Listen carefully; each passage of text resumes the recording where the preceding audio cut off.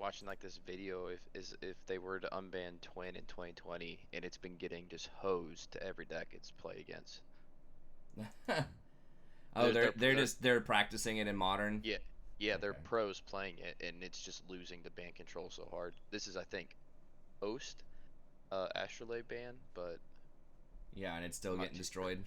Yeah, I mean it just it fights with other decks well, Yeah. but who knows?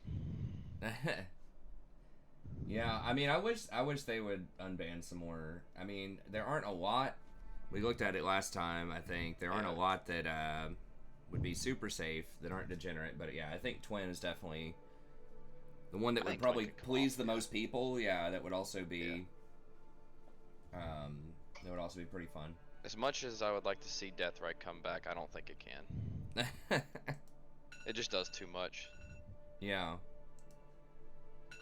Kind of like Astrolabe drawing a card and having your mana fixing. that's right. Yeah, Pretty much the same thing, but can drain you for 2 as well. yeah, and it's got And can gain life.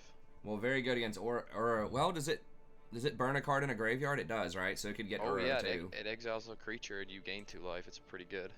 Yeah.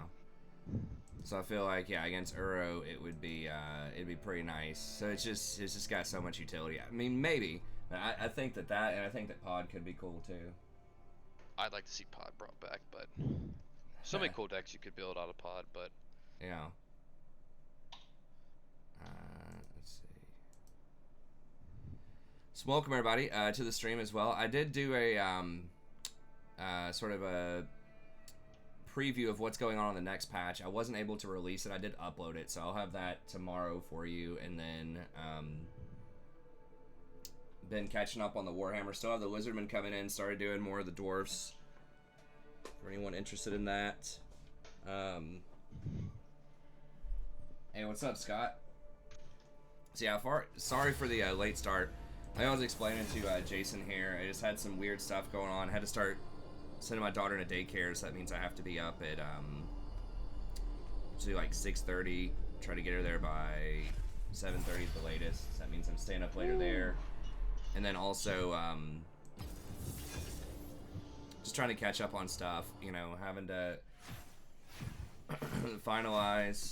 negotiate and finalize some of these mortgage things, house things, and then just a lot of adulting stuff going on.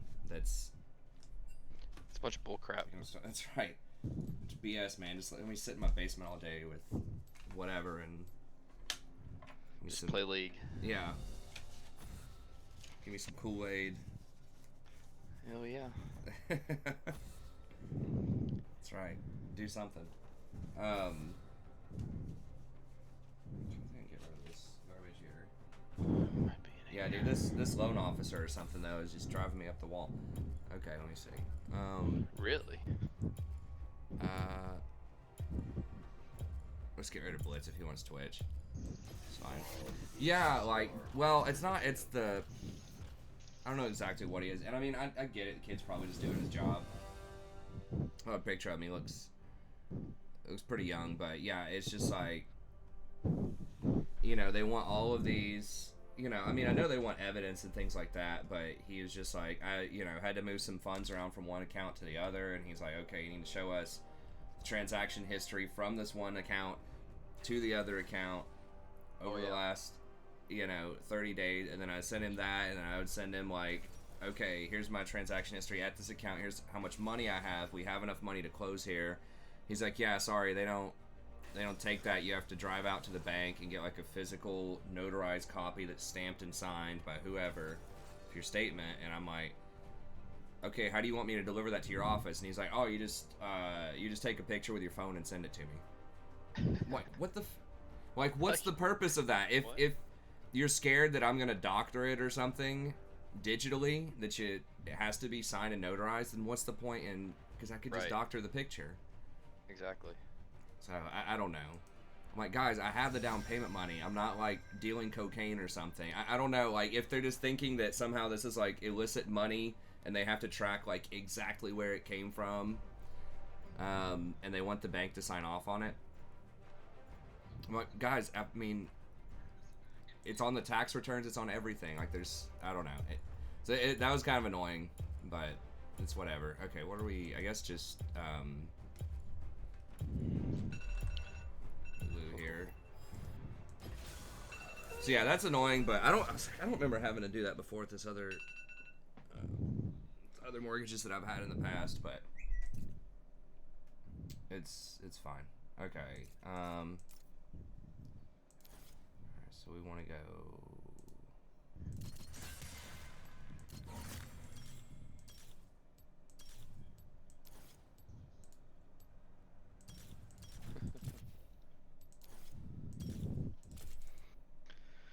Okay, that should be fine. I mean, yeah. So I mean, I understand there's fraud and all this stuff, and it's just like, do you have a copy of the check sent from your one account to the other account? I'm like, no, it's digital. Like, that's why I gave you the transaction history. I don't know. But yeah, so that's annoying. But it's like, you know what? They are giving us a really good rate, so whatever. And I know this kid, like, he's not the guy making the call on this stuff. He's just doing his job. But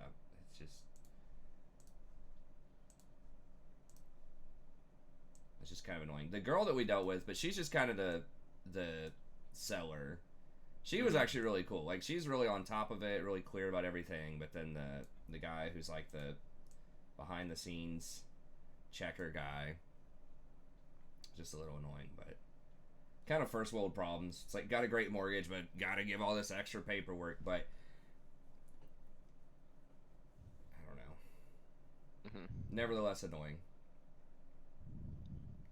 But the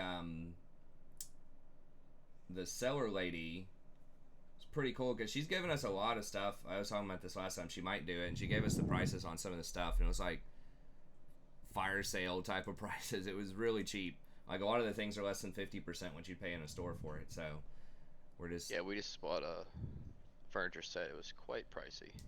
Yeah, furniture is way more expensive than I think it is. Oh my god, yeah. I mean, Sandra deals with this stuff all the time, but mostly corporate furniture. But yeah, it's just it's a surprising amount how much things like just chairs and stuff cost. The amount of time you have to wait for it now because everyone got those stimulus checks, and we were actually talking to the lady that was helping us, and everybody was buying furniture, which I guess makes sense because you got all this money, extra money. But I guess people have just been going crazy with furniture. Yeah. It's nice. But yeah, she had this nice I mean, I'm not a grill expert. She had this nice looking grill. It's like this propane, like pretty pimped out looking grill. It was like $150 or something. I was like, what the hell? I thought that grill was gonna be like $1,000 or something. But doesn't have a smoker. Doesn't have a smoker. I was thinking of getting a smoker. I'm not really sure what I would smoke, but I like the salmon, dude. Oh my god, my aunt can smoke some mean salmon. That's what I was thinking about. I've had that like one time with my buddy, probably like a decade ago. Don't get me started. Might have to get it. So good. But yeah, so we're getting a whole bunch of stuff really cheap. Yeah. Especially the pool stuff. We don't have any pool stuff. Like she has just a ton of these like toys and things, just like random floats and just stuff like that. And she's just like, I'll just throw that in there. I was like, nice.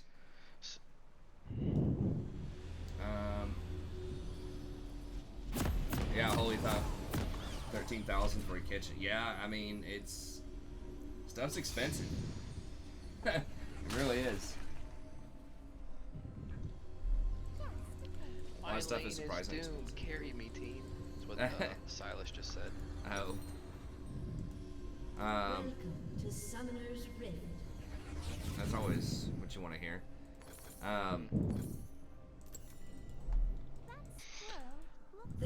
I'm surprised about the labor costs on things because I'm just always comparing it to what I make, and I'm like, oh my god, like we were getting estimates for different stuff. The inspection guy found, okay, checking out stuff on the roof,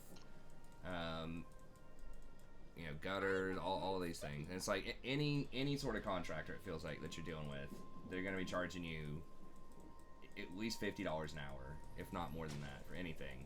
And some of them are inspection.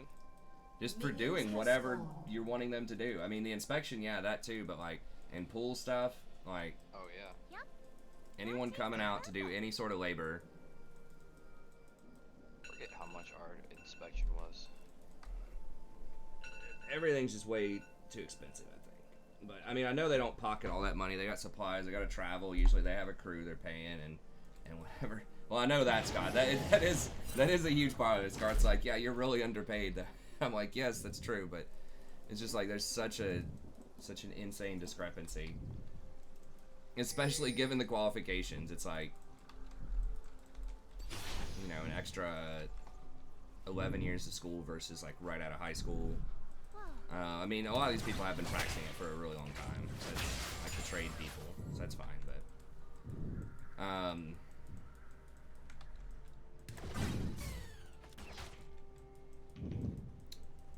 anyways, I was looking up some Burning Crusade.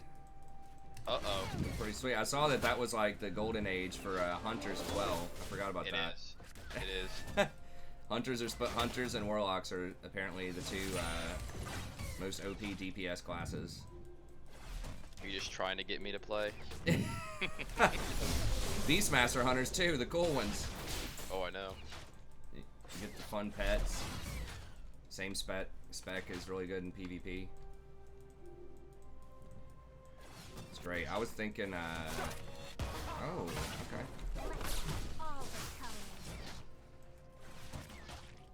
I kind of want to roll Druid, but apparently Shamans are like super OP and Druids are really strong as well. Yeah. In PvP, the Druids are king. Yes, that's why I'm so used to it. I wasn't doing much of PvE. I did a little bit of raiding, but not as much as you. Yeah. I didn't really interact or even think about it much from the healing side. I was like, okay, stuff's just magically healed, you know. Right. I didn't have heal meters or anything up, but apparently, yeah, the shaman. They just bring so much with the bloodlust and all their totems and everything. Oh, absolutely. And their base heals are strong, and they have ridiculous like mana regen. I mean, they just got everything. But the druids are so good in PvP. I'm just like, oh, I really want to do druid raid too.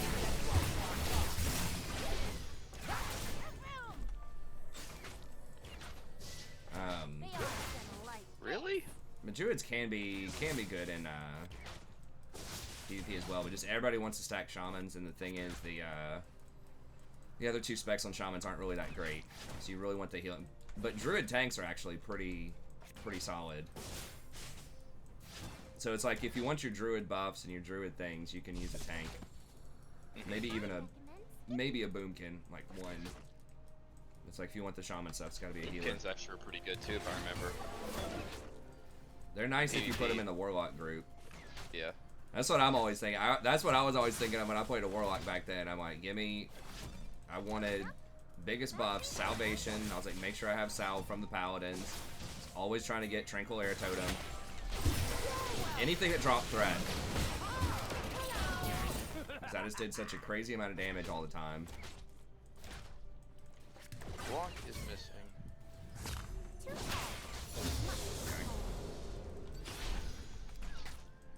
IT consulting is $150 an hour. See, that's that's like IT though. That's like tech stuff. I don't know.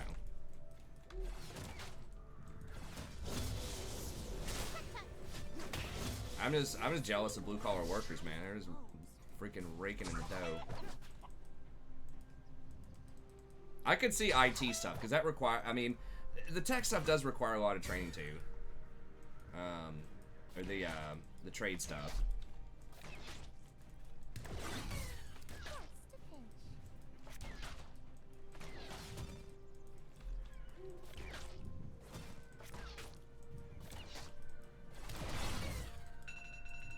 Yeah, I could see IT stuff being, you know, very expensive.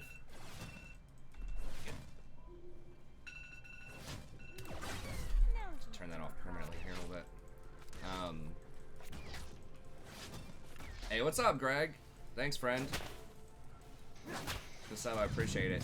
Yeah, and just, I don't know, I was trying to look for, you know, whatever has the highest skill ceiling I could play. It's fun. And druids do have a lot of, especially in PvP, they have so many tricks. I'm not really sure. I don't think they have an official date next year. So I'm Okay. thinking, you know, if I could get enough, if I could get enough stuff done on the dissertation, maybe I could do it. First love. I was kind of worried about money too as a healer, because you can't dual spec, and I'm like, how am I supposed to get any money? But apparently, like, gathering stuff, you can do alright. I just never did that. I always just farmed mobs, but it's fishing, herbalism, stuff like that.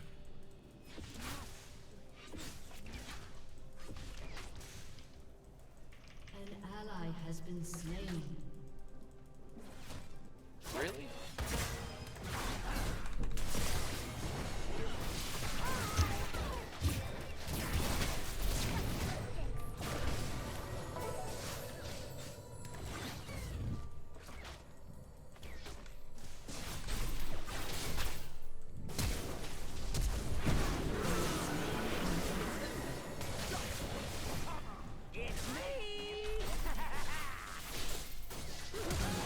Has been slain. Got him. What? I mean, what was that Ezreal thinking? With the chat. I don't know. He literally just walked up into melee combat with me with like 5% health. That tasted purple. Ally has been slain.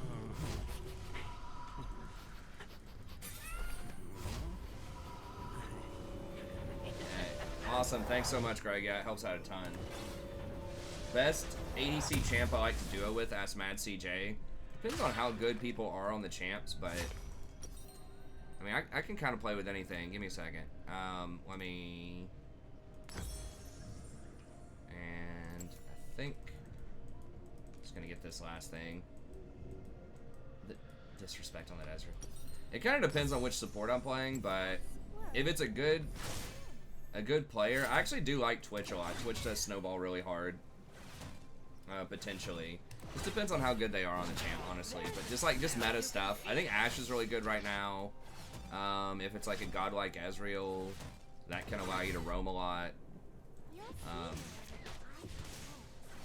Really doesn't matter too much. The only one that I really don't like, that I get frustrated with a lot, well, there are a couple, but like Caitlyn, I really don't like Caitlyn, just because a lot of people just aren't good on her. And it seems like she should be easy, but she's actually one of the harder ADCs because she's just so tempo dependent. Like, just the stuff that scales.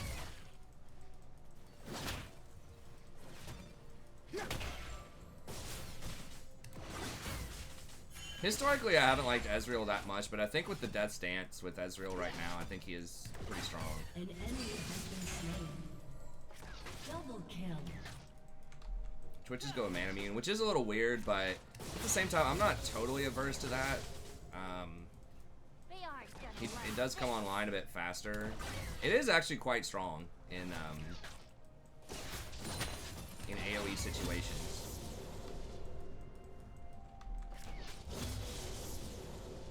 I still probably prefer Bork, but it is cheaper. It is cheaper than Bork is, and if you don't need the healing, like, they're not really poking us that much.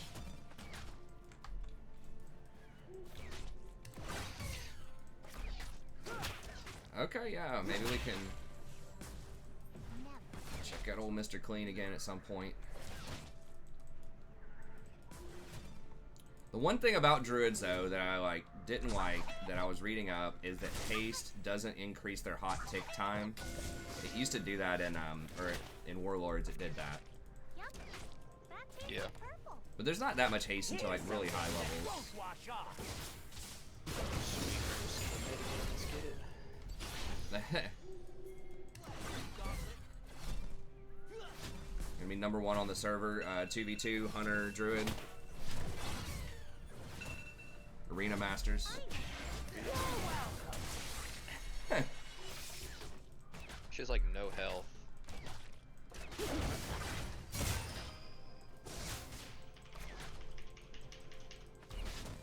An ally has been Death's slain. Dance? Hurricane Death's Dance. Okay.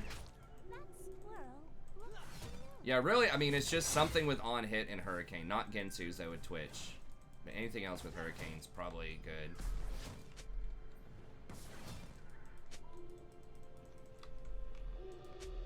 You want to sneak in on him? An enemy has been slain.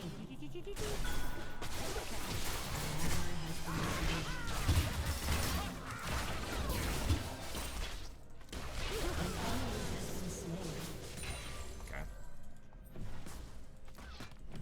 Twitch and Lulu are just like really OP combo too. Unless they have just a ton of dive and threat on you.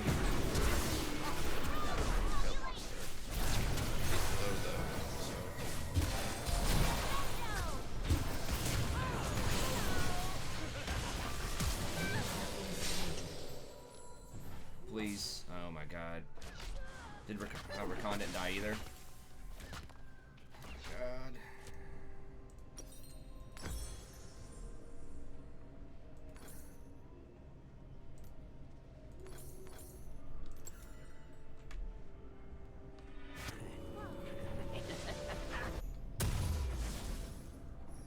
Enemy killing spree. Killing spree.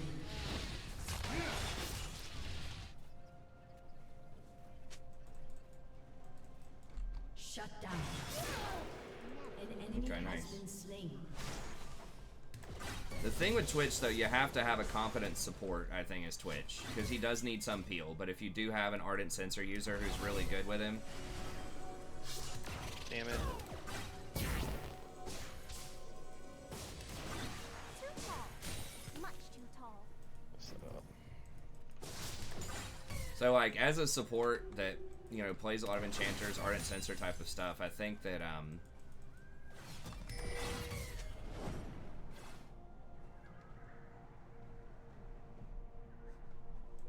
tree frog. I think that, you know, he is really good. But yeah, if you have, like, someone who's just not peeling for you, that's just kind of AFK, you know, it's not going to be as good.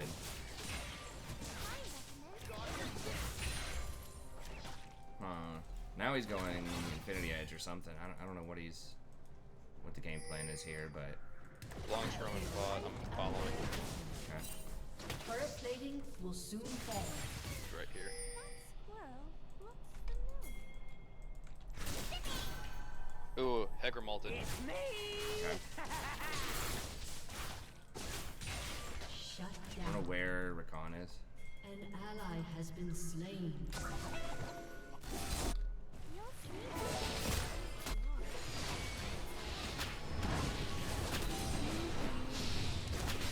He has her taunted. She died. Nice. Oh, heck yeah. Oh, yeah. Yeah, it's fine.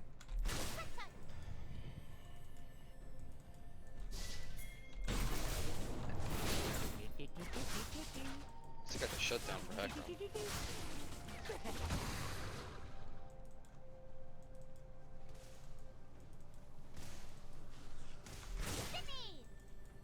God, Twitch is huge. God, this freaking alarm. You're just getting me ready for the morning, dude. That's right. I gotta fix that. Heckram's definitely gonna come down here soon. I do have everything. We could fake back.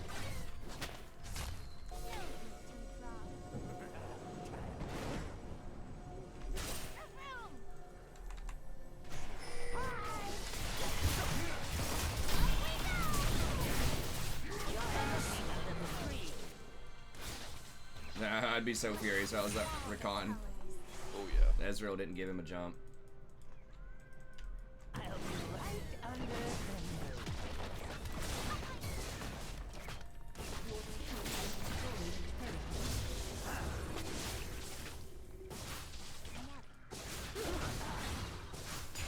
enemy has been slain.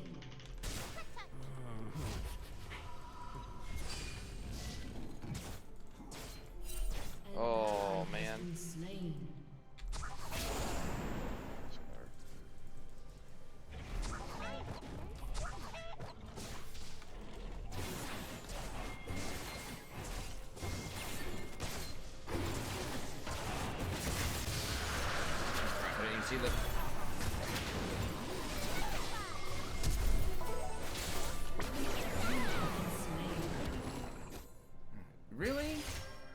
Arcana's just sitting in the dark at the back of the pit. I didn't even see him. Has destroyed.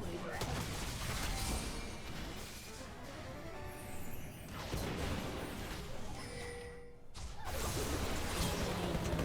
was ready for that Twitch tape.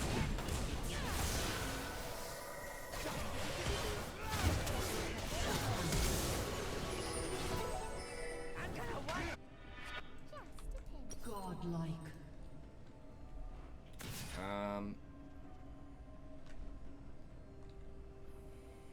I guess we'll go with that. An enemy has been slain. Your turret has been destroyed. Kind of want to go for Ionian boots, but more movement, more rotations to Twitch is probably good.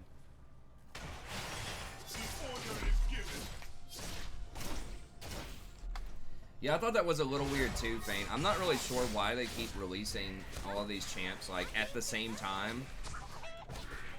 Like, yeah, I agree. I mean, the Yone's the really big one. I mean, we talked about some theories behind it earlier.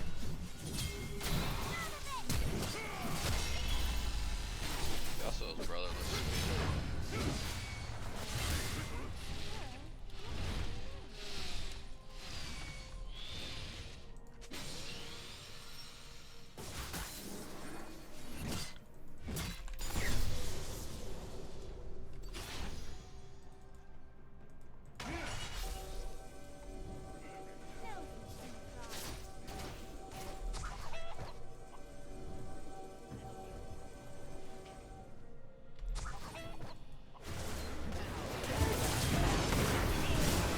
Oh, God.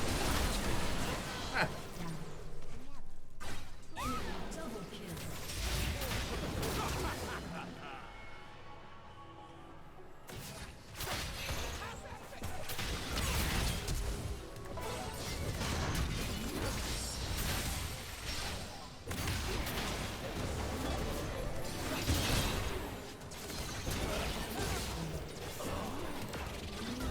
Slain.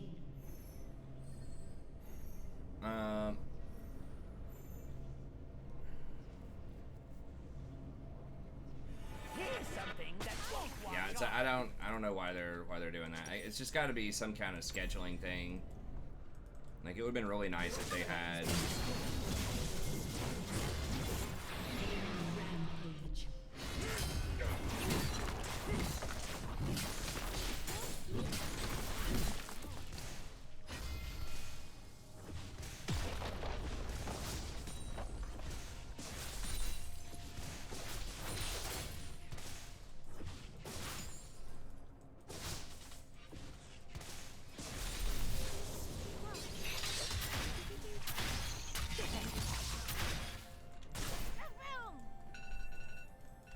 Jesus Christ! Even shut that up.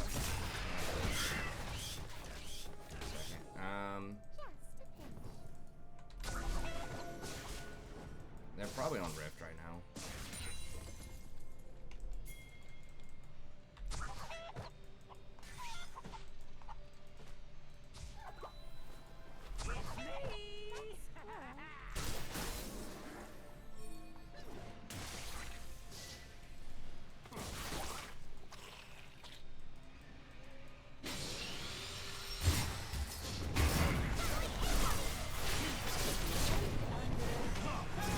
Has been slain.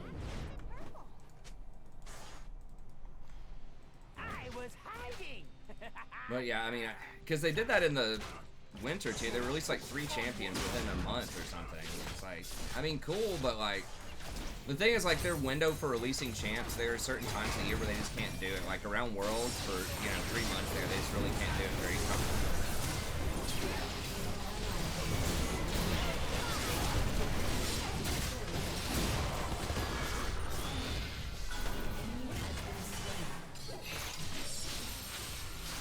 An ally has been slain.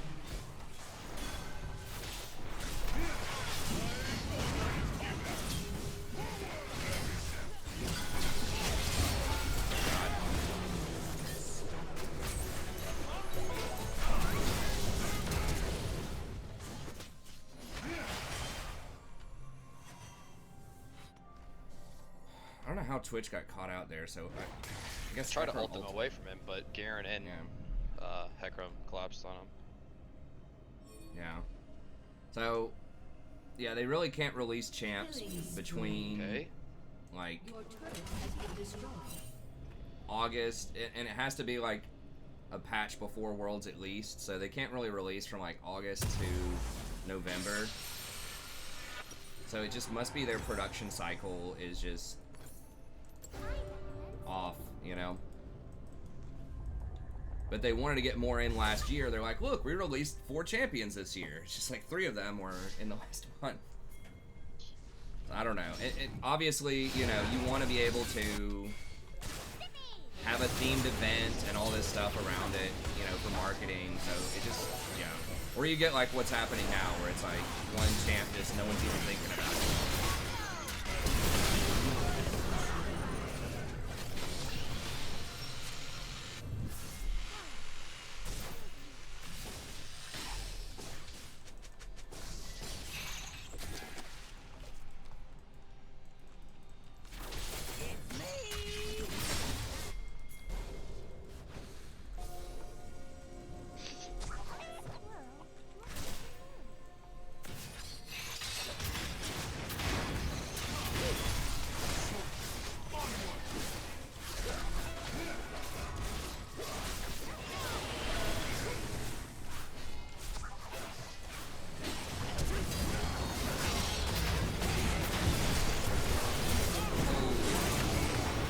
That was a bad idea.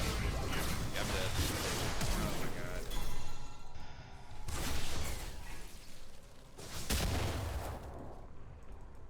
Oh, they had a ward snuck in there.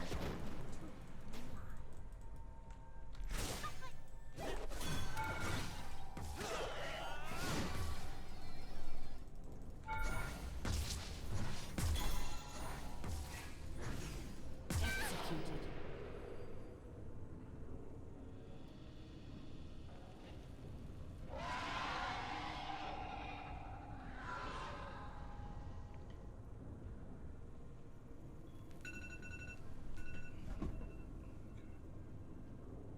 Disable all alarms.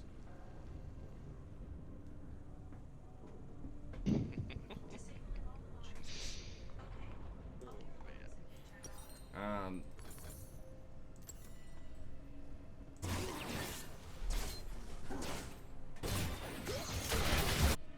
Yeah, I guess I didn't have enough vision there. I thought I had vision on him, but I should have warded that part before I warded. An enemy has been slain. Let's few off Baron. Has been destroyed. I just like the flash, the Garen flash on the ADCs. Rough.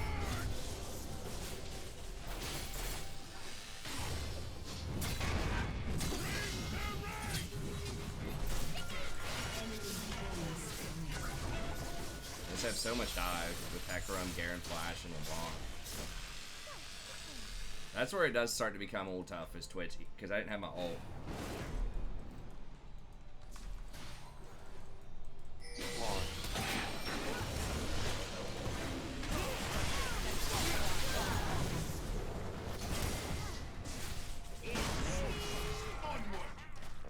Yeah. Dude, I'm getting so sick of backdoor.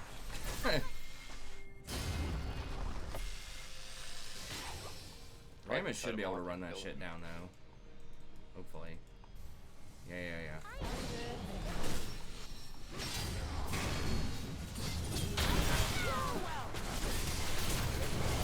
Oh yeah, wait. Yeah, backdoor some more Garen.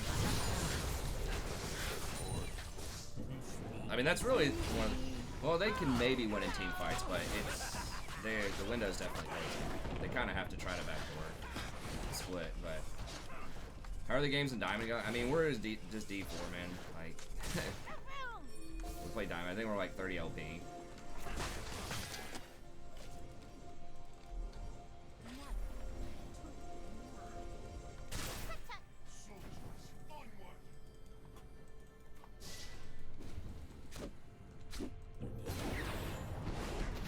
Take that. Okay, I didn't get away with that shit. What? Oh, he could have gone on that.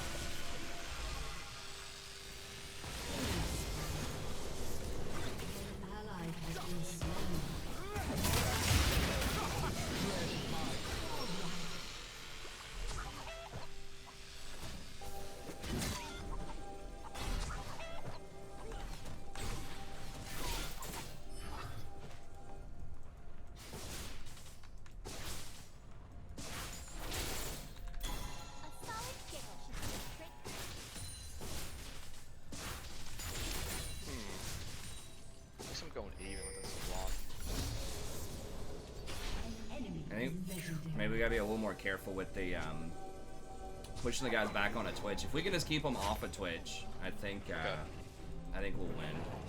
Like if Twitch just lives. Yeah. Because we don't have that much burst damage.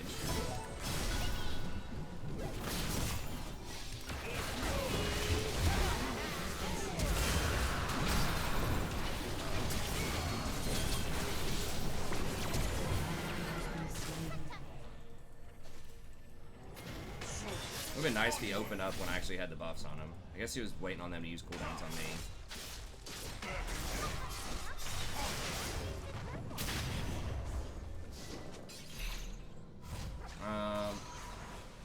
I just gotta save ult for Twitch. Basically, yeah, if you just peel him off, because he has a lot of range, even if you knock him back, he can still hit him. Yeah. And he does probably... You and Twitch are pretty much all of our damage, so... I mean, if we can just keep him alive for like 3 seconds, I think we'll win. Yeah, especially with me buffing him up. If I get to use my W on him, I don't have to polymorph.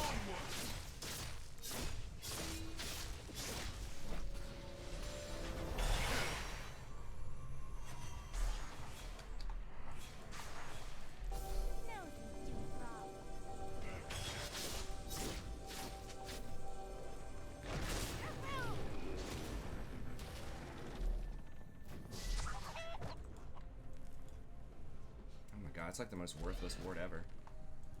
Where's the vision on that thing? How's it even possible? Your turret has been destroyed.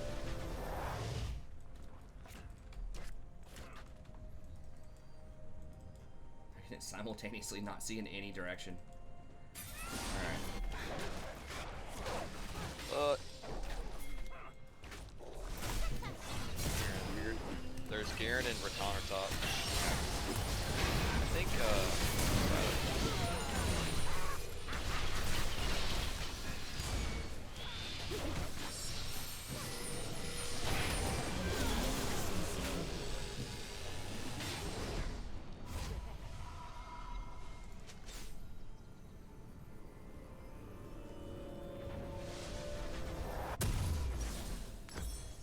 You'll see more with your eyes closed.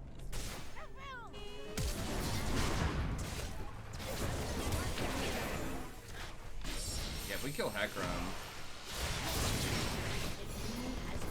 Let's see if this goes a little bit better. well, they have... Hecarim's dead, 20 LeBlanc's dead, and I have ult, and I have redemption, so I think we can do it this time. And we actually cleared out their wards. Where you at, Twitch? Okay.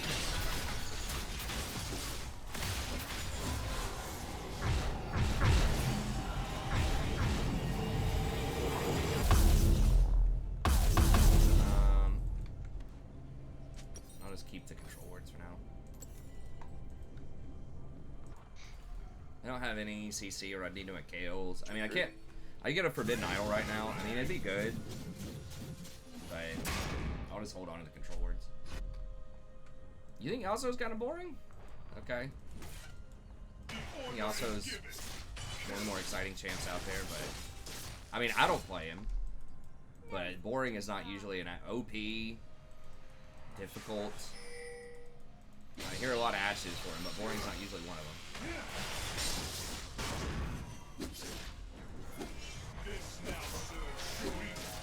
I don't think he's OP. I know Jolty has some ideas about that.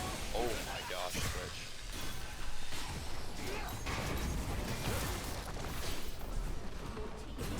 Yeah, and they have the Recon too, as far as dodge goes. We need to back up. I have my turret. Where did he even go?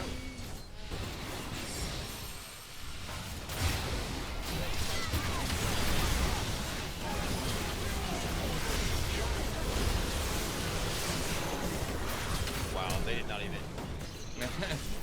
they did not focus on Twitch. No, they couldn't get to him. No, I mean, I had not even felt Yeah, that was good. Yeah, I mean, Rammus and Silas were just frontlining. Destroyed an inhibitor. Yeah, if he just gets to sit there with my buffs and he just fires, like I said, for 3 seconds, pretty much lights out. probably the highest scaling team fighter out there.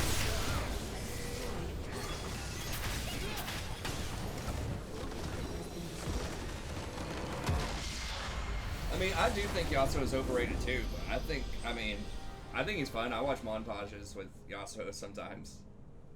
It's like Yasuo and Riven, I think, are two of the more interesting montage type of champs. Remember when Riven first came out? I played Rumble all the time. My friend was like, "You got to get in on Riven, man. She's good," and she was really strong when she first came out. She got nerfed a lot, but definitely a one-trick type of champ.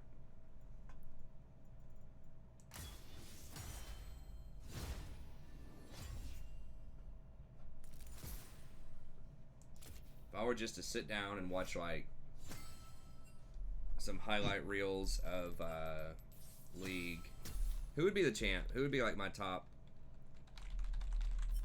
champs? Like highlight reels, most entertaining just to watch.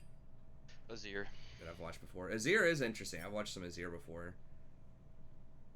I'd say like Akali, Azir. When Faker did that like quadra kill in one of the LCS games when he killed like everybody and had his turret do damage too, it was sweet. That is nice. Oh, you all are mad. Katarina. Oh, they mad? Oh yeah. Katarina. Katarina's kind of, she's alright. She just melts people too quick, man. That's. I'm just kidding. Yeah, she is. Yeah, Thresh. I was gonna watch support party Thresh. Just highlight real stuff.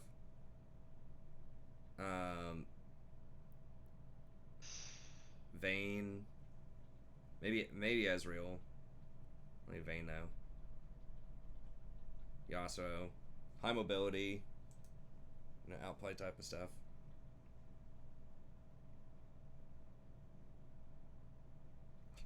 OLB said she was challenger. Or is he just saying that she thinks she's challenger? Yeah.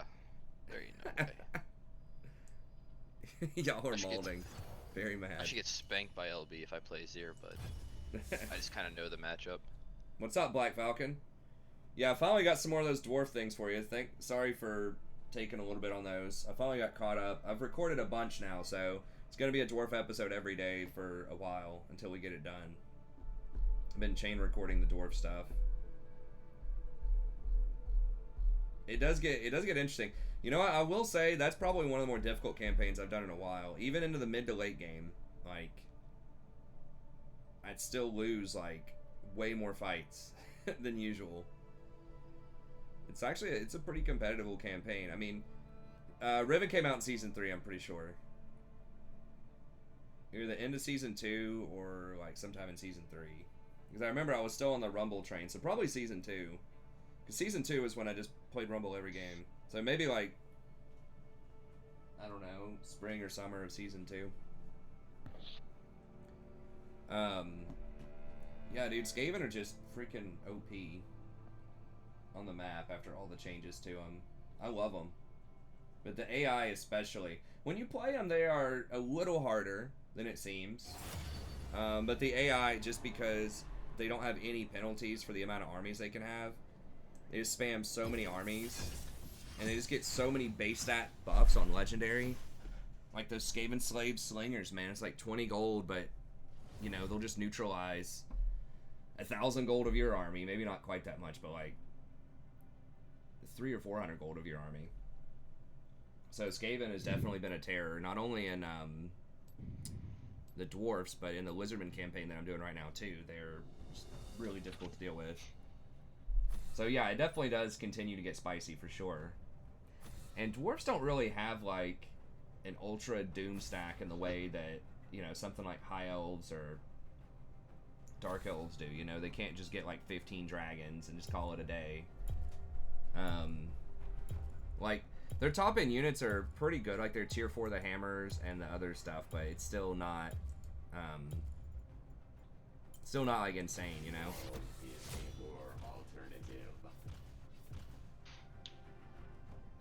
Allen Iverson should get a nickel every time someone says AI. Interesting. Oh, Allen Iverson.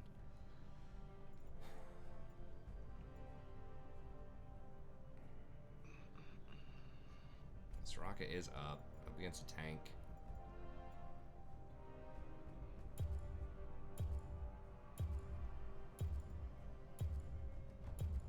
I kind of want a Karma, but I kind of don't want to give them Soraka also. Let me guide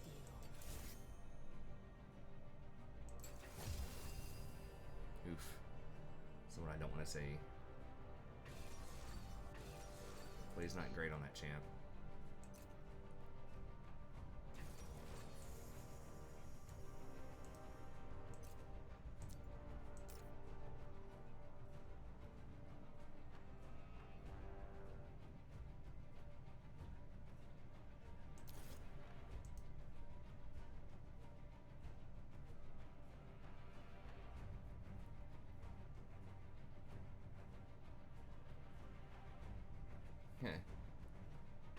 Doing some culinary classes. Hey, man.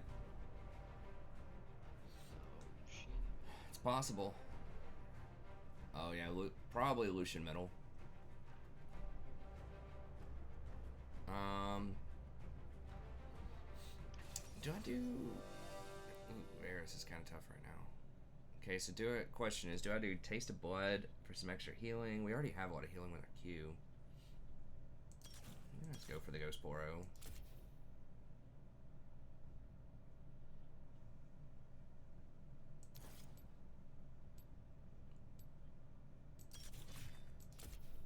Maybe bone plating for later.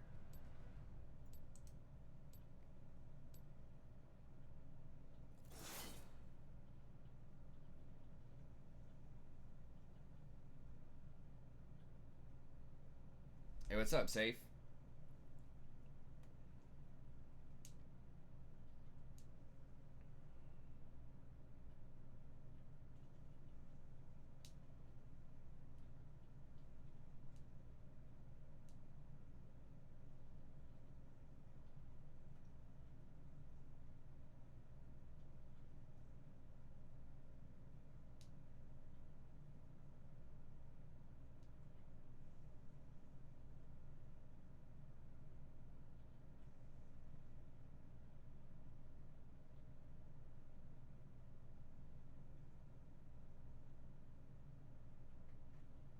Yeah, I don't know. Obviously, I don't know your personal situation, Sammy, but, you know, I always encourage people and students and stuff like that, you know, think of a good balance whenever possible between, you know, money and something that you enjoy doing, but you also got to look at opportunities and stuff like that, too.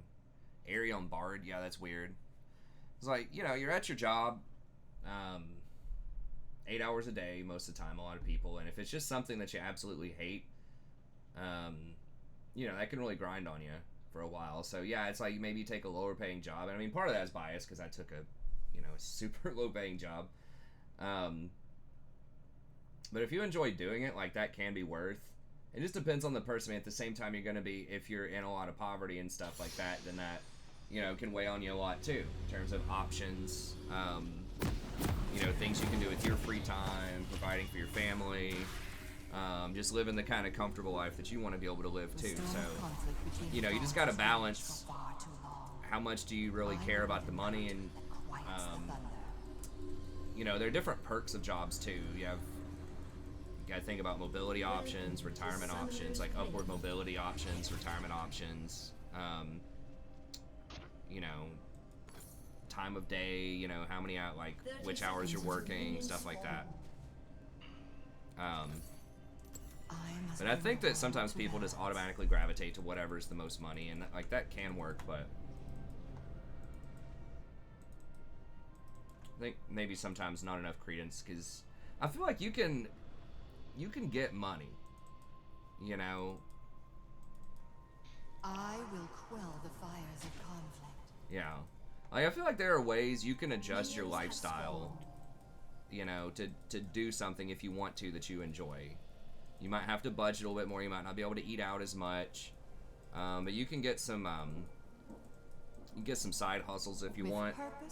side jobs, little odd jobs. I mean, like, I run this YouTube channel. I like it. It's a lot of fun, too, but it also does provide a little bit of supplemental income that helps, you know, support me with my teaching. Honestly, I'd probably be playing video games anyway, so it's not like...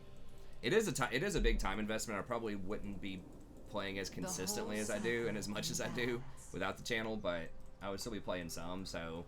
If you can combine some kind of hobby or something to get some extra money, like my wife really enjoys playing music too, and we haven't done it lately because Rory's small. When she gets a bit older though, she really likes playing music, and she'd make a little bit of money, not a lot, but a little bit playing, you know, wedding gigs and stuff like that, playing music. I didn't know that. Do what? I didn't know that. Oh yeah, yeah. She's really good. She was on a scholarship to Clemson back in the day for clarinet.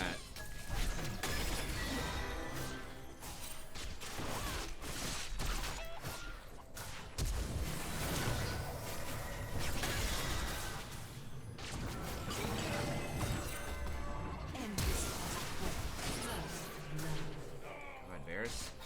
Dude, I almost killed these guys by myself.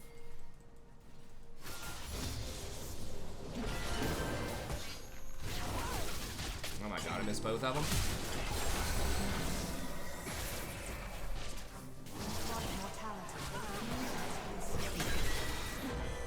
Ally has been slain.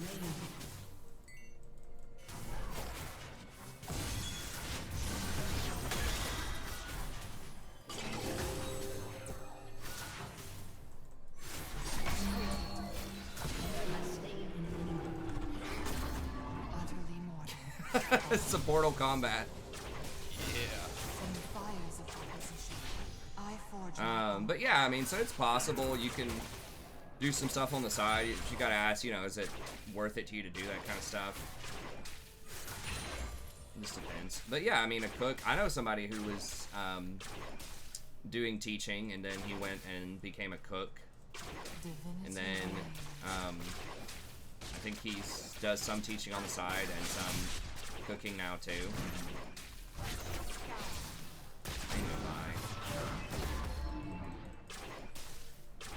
I can maybe bait him.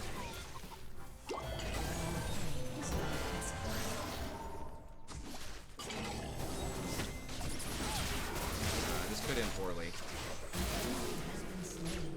This Ringar seems pretty good. Oh, that's good. Going bot side. Okay. Oh, this might be going red. I don't know. Accidentally gotta click there.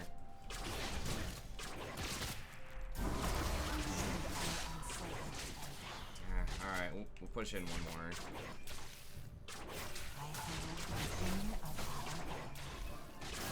Hey, thanks, Jeremy. I appreciate it.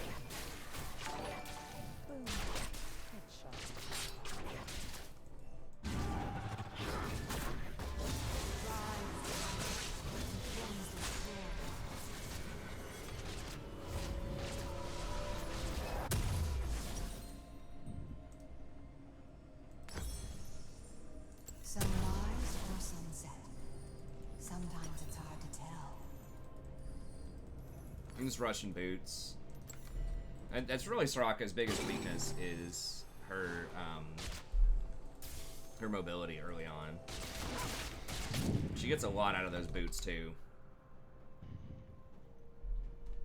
It's because whenever you hit your Q, it's a percentage increase, so the higher your base speed is, the more benefit you're going to get out of that. So.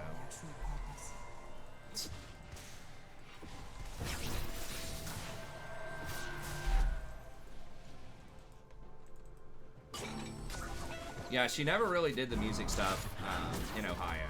Like, she actually joined like this like older rock band, like just some guys that had been friends forever that were playing in a rock band, and they just needed one more player. And she played one gig with them at a bar. I remember I went to it. And then after that, like, their wives just made them disbanded. I guess, I don't know. It's kind of the vibe that I got. Gods bicker while the world lies neglected. I don't know if they felt threatened by Sandra in that group or what the issue was there, but it's just like too much time.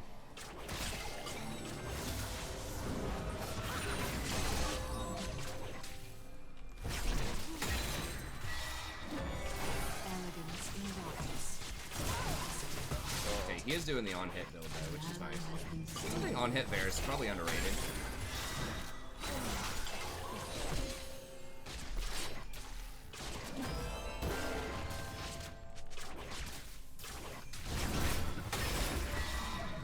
The night is long. The day dawns true. Okay, Kha'Zix's probably got to be here though, right? I mean, maybe. Okay, no, he's up top. Okay. Bard's just pressuring.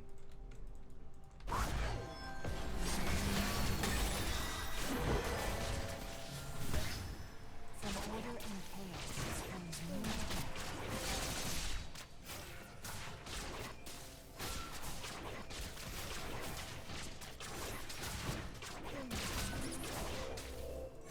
An enemy has been slain.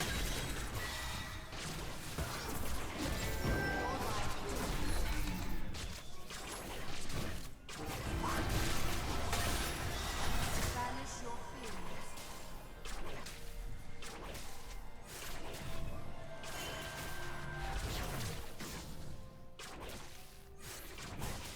Truth reveals you.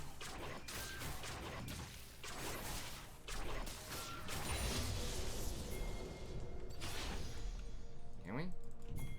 Yeah.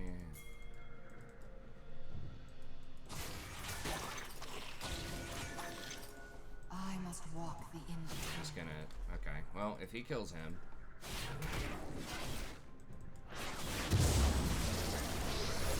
He missed the root.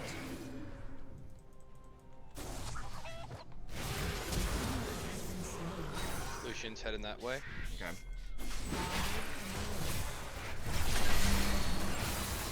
It's probably like, what?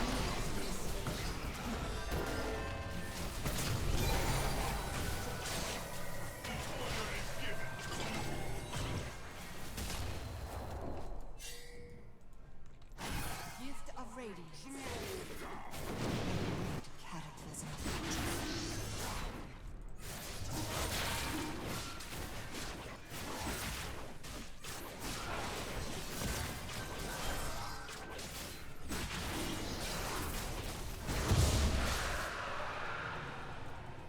So disorder invites. I know, yeah, Jeremy. Follow me on Twitter, the Strategy Professor. Usually I'm on, but occasionally I'm not on.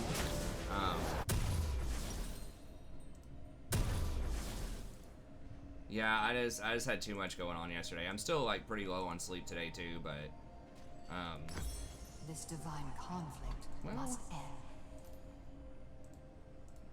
maybe we just rush redemption right here. Maybe we just rush redemption. CDR would be pretty nice.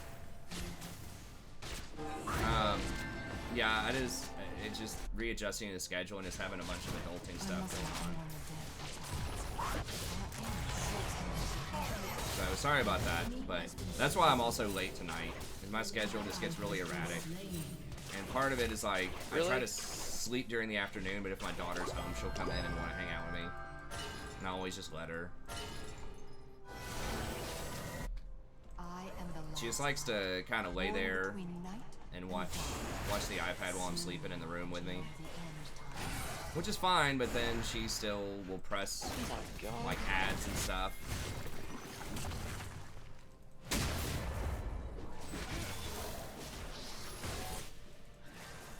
Conviction. Morals inherit the future.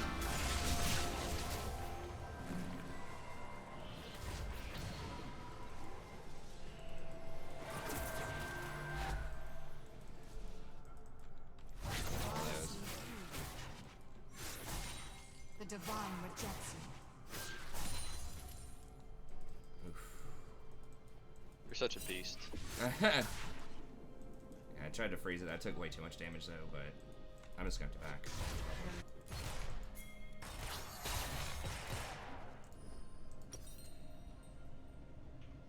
The last light guides me. It looks like you went bottom.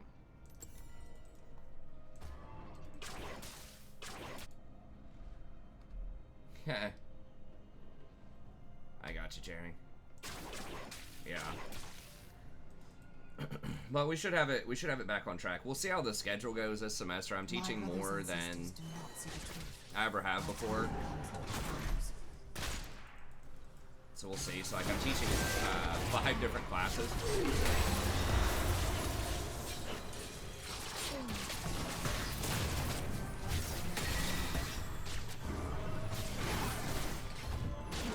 From the fires of opposition, all forward to the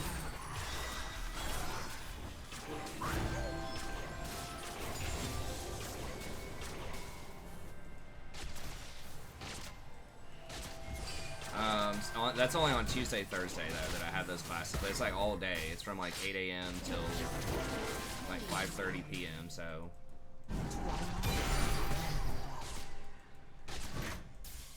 I just saw Darius was really low, so Yeah, it was good. see if they get him or not. There we go.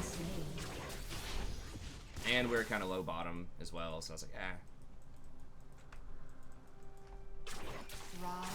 Lucian's missing here. Oops, no mistake. Okay, yeah, Mart and them are missing. Okay, he's right there.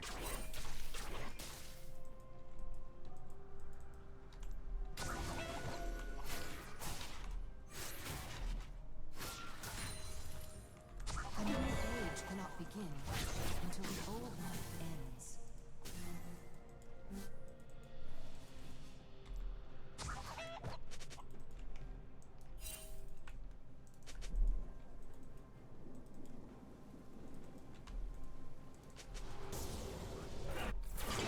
Order and chaos spurs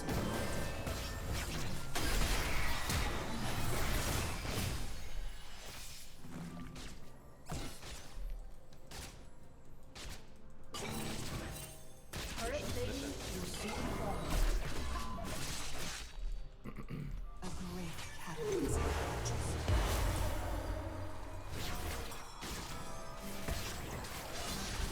I can come down here.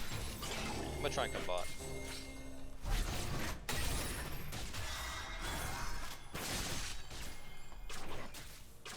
The last light guides me. Maybe not. Scuttle is up.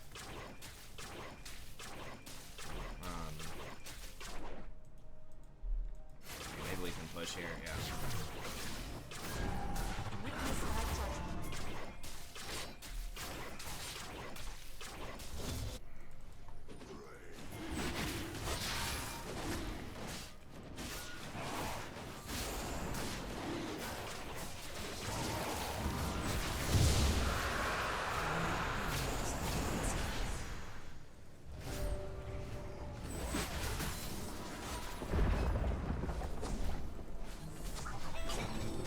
Should our uncertainty It's not warded. elegance in darkness, ferocity in light.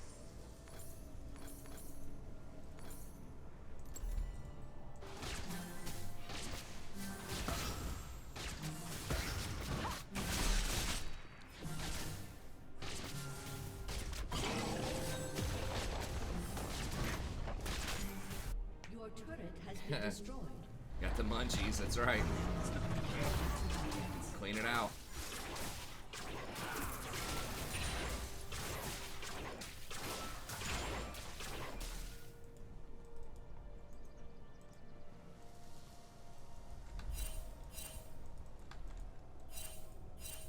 This day may be our last. How will we guard we remember?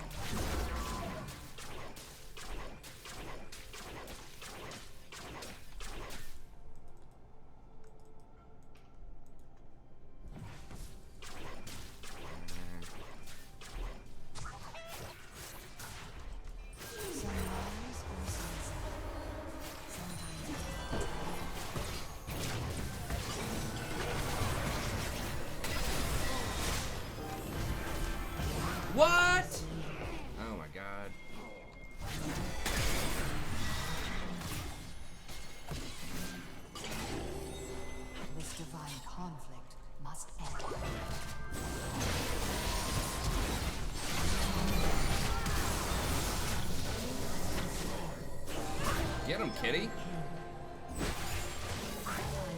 That hitbox, though. With purpose and I thought for sure I blocked that. I could have ulted for the Varus. I thought the hitbox was gonna get it though.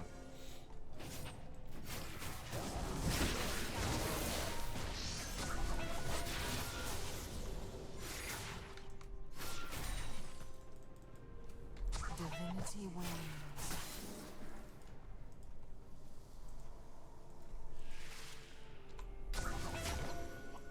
Oh, give me the hit. An enemy has been slain. Order or chaos. Oblivion or stasis. This Varus is like, I can't be bothered to kill this ward. I just want the Ornn to TP behind me.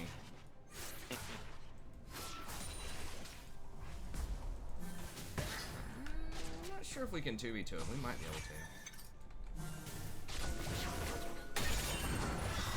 Just come down again.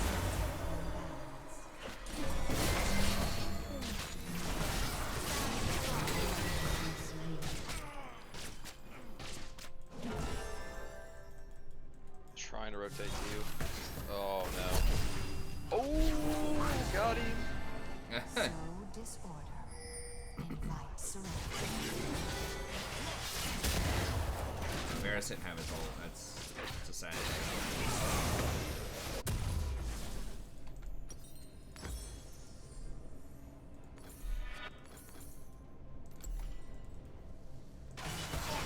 Jeez. Has been slain until they learn the truth. Boom.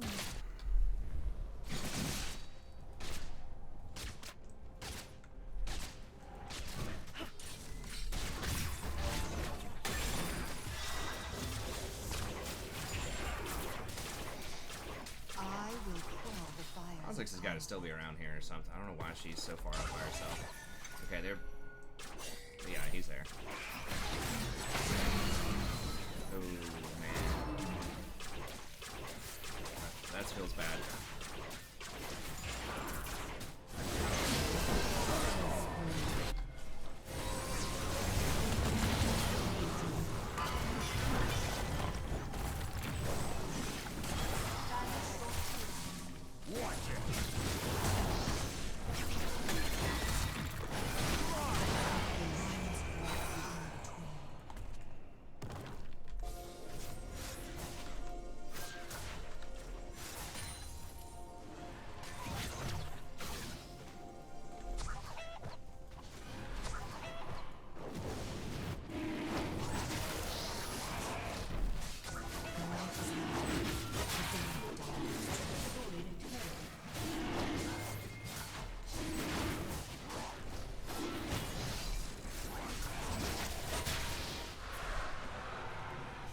Jack his stuff, Darius.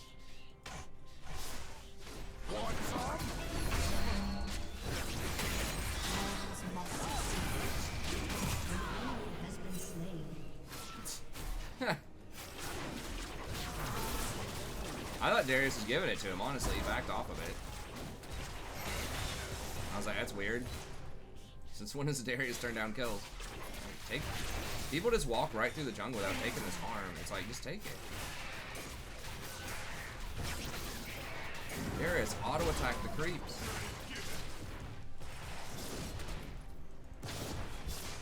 It's like it's free gold. Everyone just wants to chase kills always. It's like, that's fine, but like... There's literally minions sitting right there and you're waiting on someone to come into this bush. You might as well just get the minions.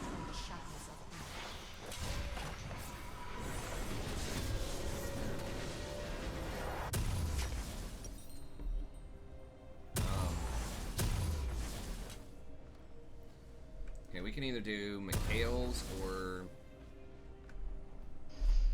I didn't realize that Kha'Zix was 1-9. Hold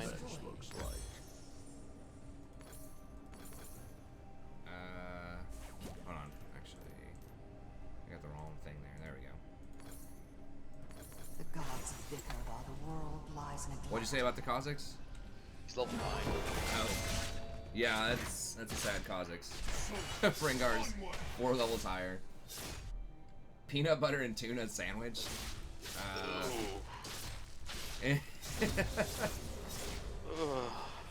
My daughter likes ketchup on everything, but I prefer the peanut butter.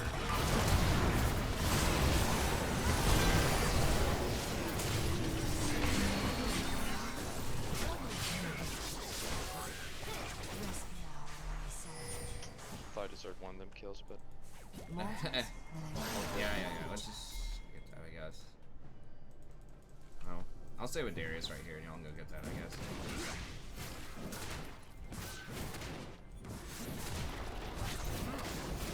Okay, yeah, there's Kha'Zix. We're good.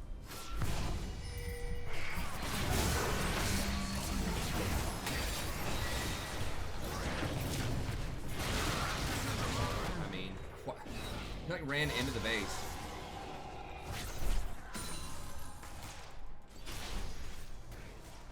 It's like, dude, kite back to me.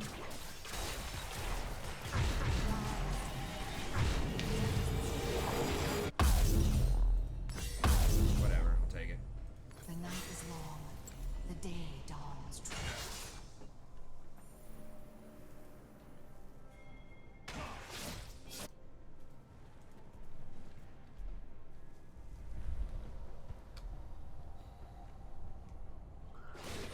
Yeah, I'm just trying to remember, like, with Burning Crusade, something that doesn't have, like, has, like, several buttons.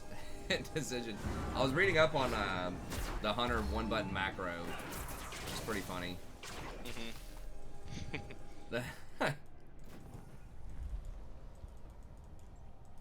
Sometimes I wish there weren't macros, though. That would actually be, I don't know, that's so cool.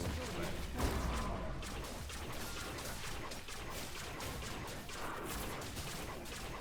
I don't know, how did pets even stay alive in raids, though? You said you didn't raid that much, but it just feels like they'd just get blown up. oh yeah. I mean, I think marksman was the way to go, and sometimes I don't even think you used your pet in raids, but I could be wrong. No, I think that's right, but a lot of people...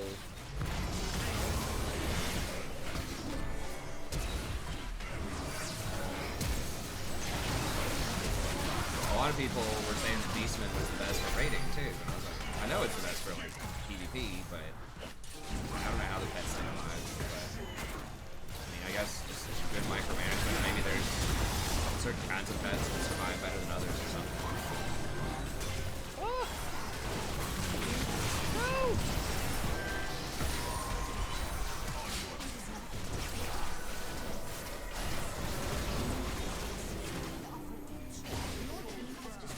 I was gonna block it, and I was like, nope. Yeah, Darius can take the hit over me. I was healing.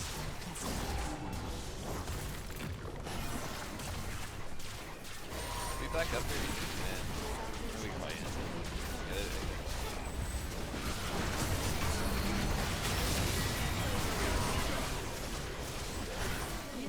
Alright. Yeah. Favorite tank? Well, I don't know. Burning Crusade, I played Warlock. I didn't know, like, when it first came out, I didn't know it was going to be, like, super OP or anything. It's just what I played in Classic. And it was really strong. I was, like, almost always highest DPS every raid. But, I mean, literally, like, you're sitting there the vast majority of the time. Now, when you have the dots on people... That is, there's a few more buttons involved with that, but like once you get your tier 4 gear or whatever, start just spamming shadow bolts. Once you get enough hit rating, is really what it comes down to. Is once you get enough hit rating, you can just spam shadow bolts. Wasn't there a way to like proc like a free shadow bolt or something, or is that like mage I'm thinking of? No, that is Warlock. There's a every time. 'Cause I remember getting blown up by a Warlock a couple times, just like what the heck. Yeah, every time they can spec pretty deep into the affliction tree, and it's like a 4% chance every corruption tick or something to get a free bolt. But like the end game, so that was kind of fun. You had procs, you had dots, you had to reapply dots, do damage on the move. That was cool. One of my high school buddies played Affliction Warlock too in Burning Crusade. And I liked in BGs and stuff too, you just run around and throw dots on everybody. And Fury Buddy and just run around like. Yeah, that's fun. I might try a jungle game here a little bit. So yeah, that was cool. But then yeah, end game, it's just you just would sacrifice your succubus, and if you had Shadow Priest in your raid. I hear people talking about Shadow Priest and how they're such good mana batteries, and they are, but the thing I don't hear enough people talking about is that buff they give to Warlocks, too. It's like 10% extra damage on Warlocks. They just have so many modifiers, like their Sacrifice the Succubus, that's like plus, I think, 15 or 20% shadow damage, and then you've got, whenever you land a Shadow Bolt, I think it's a crit, then your next... like 4 Shadow Bolts do 20% more damage. You've got Curse of Shadows, which is like more damage. Then you have the Shadow Priest debuff. There's just so many like just buffs that you get on your damage, and you scale so well with everything. Spell haste, crit, everything.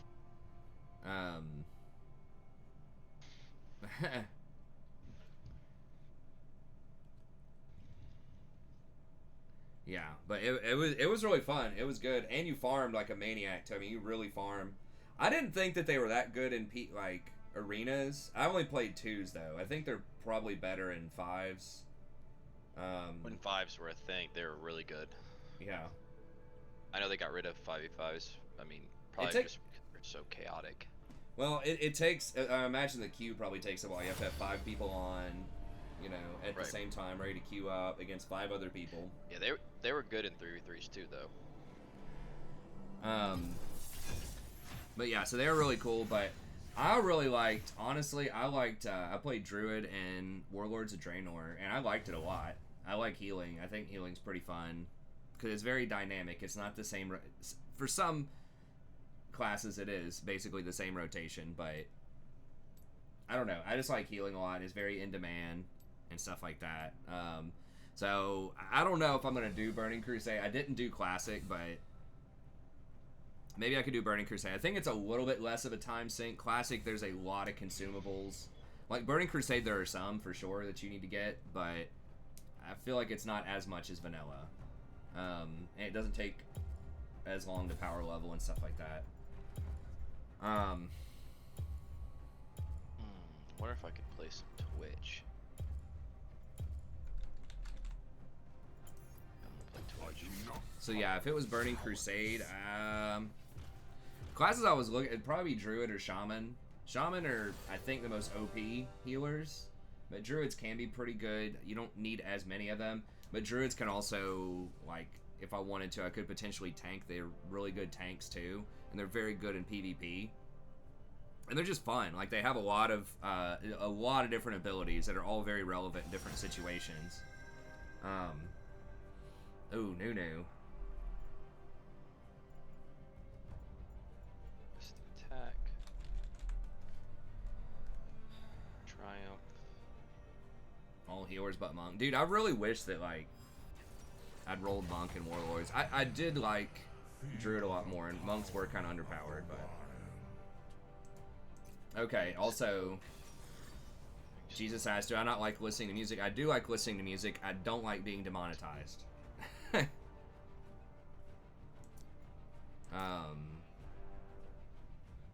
see here. Like, on Twitch, you hear... Well, the thing is, if you're watching somebody that's got, like, 10 viewers or something on Twitch, it doesn't really matter. Unless they're a partner... It doesn't matter if they get demonetized. So, I think they're starting to do more of that on Twitch, though. The DMCA thing, I don't know exactly what that stands for. It's like Digital Media something or other. It's basically the intellectual property police try to shut you down. And Twitch was muting parts of the stream and the replays. But yeah, if you're a smaller time streamer, which most people are on Twitch, if you're not a partner, in other words, you're not making ad revenue. They may have changed that. I've heard that they changed it to where some... affiliates get some revenue, but while you're below 60% health, am I gonna go low? I might. Or coup de grace. I think I just like coup de grace better. Water walking, Nimbus cloak. They have that much. They don't have that much CC. I mean, their team's gonna be spooky. We have Lulu Twitch though. That's right. So yeah, music's cool, but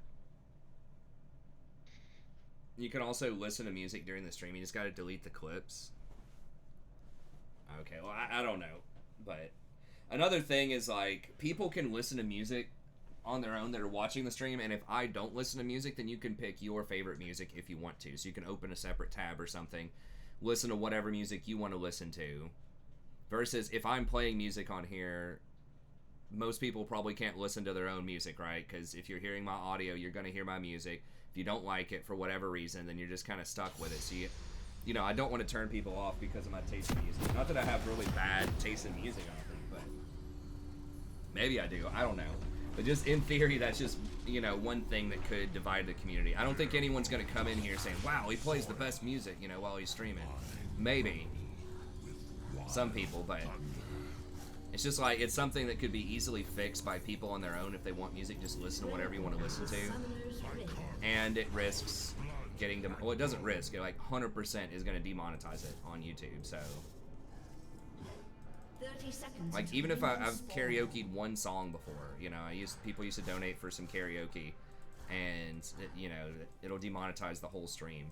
They're trying to add stuff where you can cut out the demonetized part, which isn't bad if it's karaoke style, because that's just something that I do while I'm not playing. We'll just karaoke a song for 3 minutes. Oh god.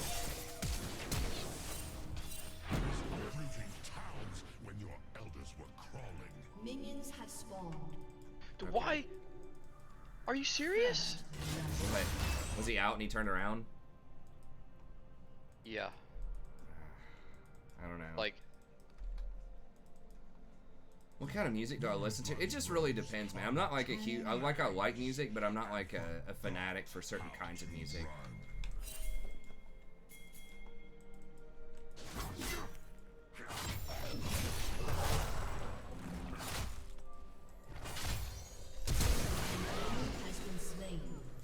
well, that's gonna push him back a lot.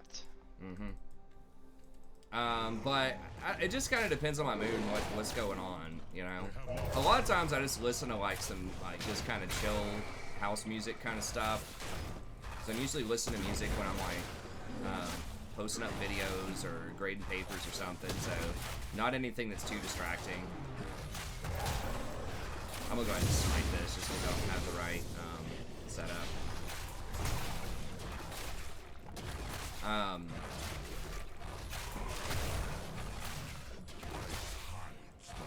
Sometimes, you know, I'll listen to some old school rap or something if I'm looking to get, you know, hyped up about something. It really just depends. The only genre I don't really listen to that much is country. I mean, there's not anything wrong with country. That's just not something that I listen to a lot.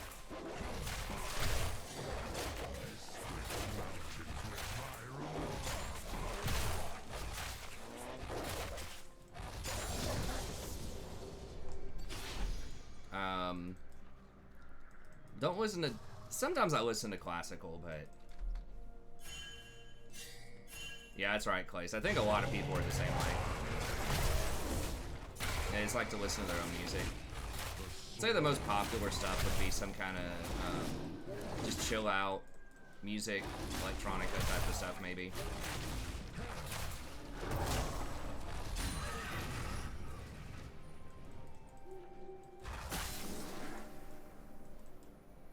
Okay, yeah, he just started blue and went top.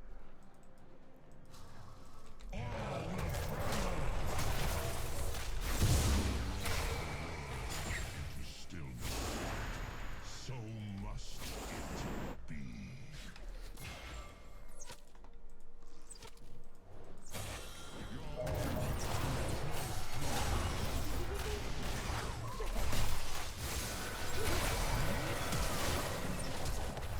Okay.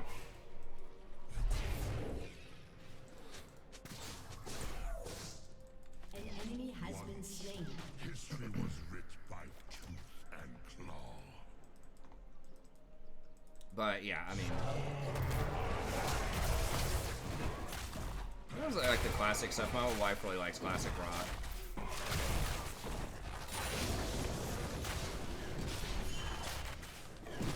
Yeah, I'm not, like I said, I'm not like super picky. You know, I like most music. I'm not really a huge fan of like dubstep and stuff like that.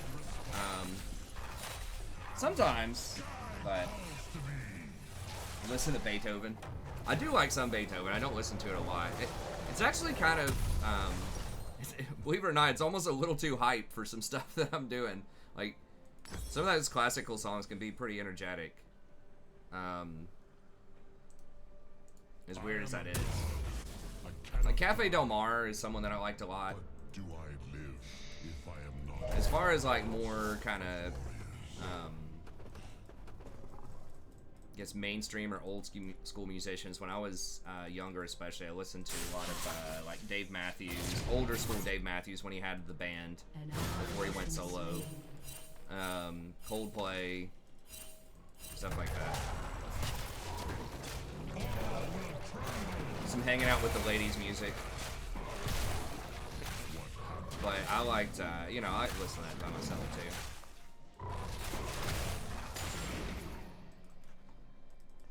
Yeah, that at least kind of where I was from in my era and stuff like that. Like Dave Matthews, that was like the pop music, I guess pop-ish music that, you know, a lot of people that I knew in the circles I ran in, that's what they listened to. Very popular back in the day. Like I said, especially some The wind gathers, and the thread. some date music.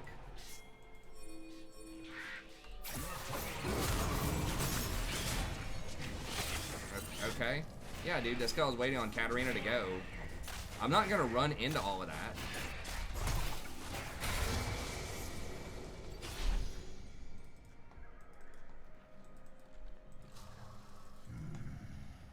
I taste iron on blood.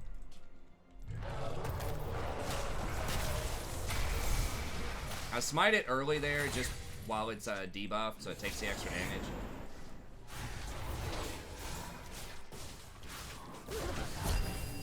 Ooh, I got her to bury. Yeah. That's good. Come on, you're letting her out? In small words, I speak.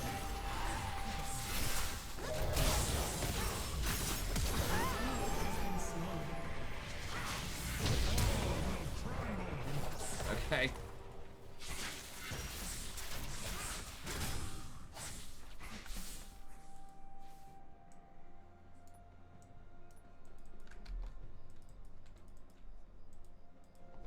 Is listening to music bad for your brain? I don't think so. I don't think most things, like, culturally that you do are probably bad for your brain. I mean, I guess there is sort of another element. I've never heard anything like that. I don't know why it would be. There are some arguments that it actually can be good for your brain in certain situations. I know somebody wrote, like, music therapy type of stuff for different kinds of anxiety or depression, or maybe it was even for PTSD. I'm not really sure. I don't remember much about that student's paper. I've had several students write about that, but what does the student want? Oh, they're switching? Okay.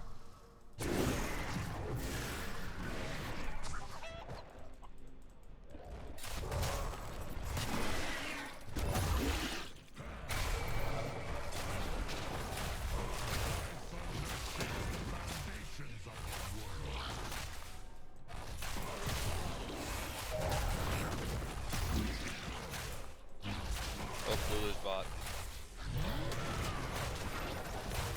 Okay. You mean the jungler? Perfect. Yeah, I'm losing my mind, yeah. No, I figured that's what you meant. I just Nunu, checking. Lulu. They have the oo on it. Yeah, Lulu is on my team, so. But Nunu is bot side. Might hit your.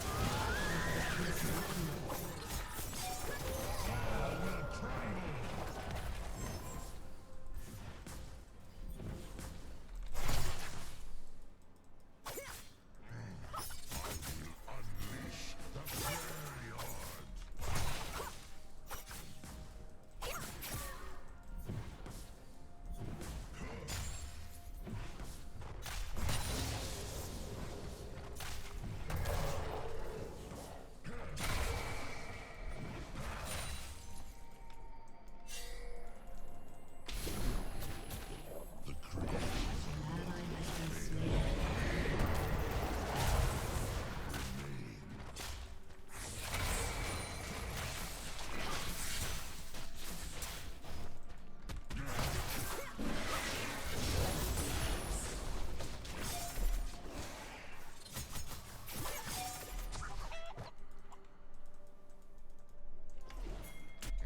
we might be able to come down here. They have forgotten the old ways. I really The need old boots. ways have not forgotten them.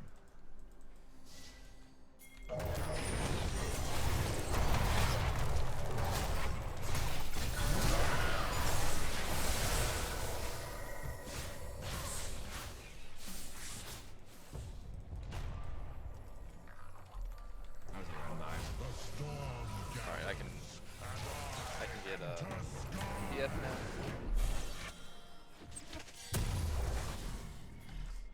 This place has been tamed. I will untame it.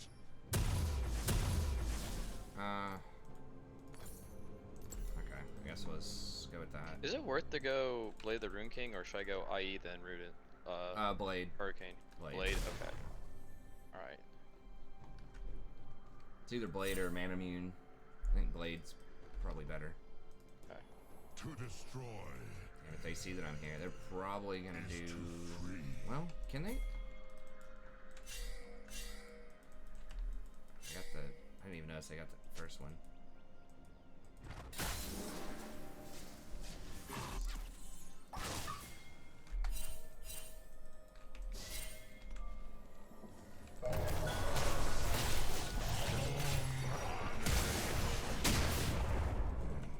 Here dwell our sacred tree, soil, beast, blood.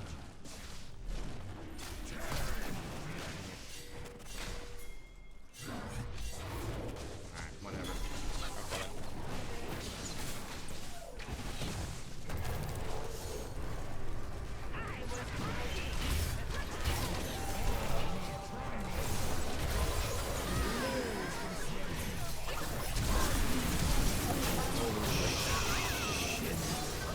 coming.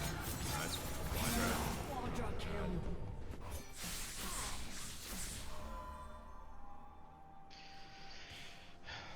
Man, I probably should have turned back after we got that kill. Yeah, I rise, wreathed in lightning. that was brutal. I still trust their ancestors, stuck between my teeth. Your turret has been destroyed.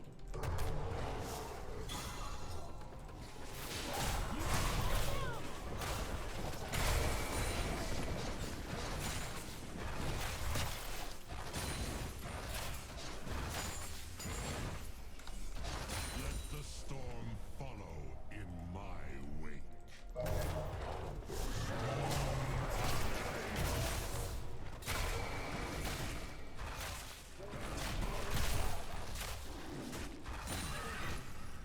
We got diff pretty hard right there.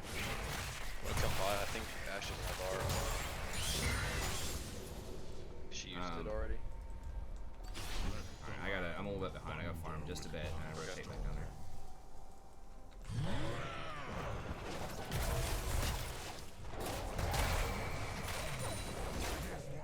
Turret plating will soon fall. An enemy dominated.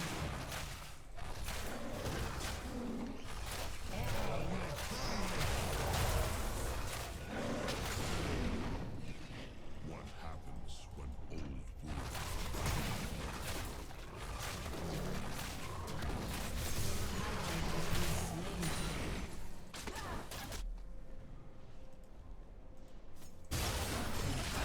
Nunu's causing some big problems. An ally has been slain.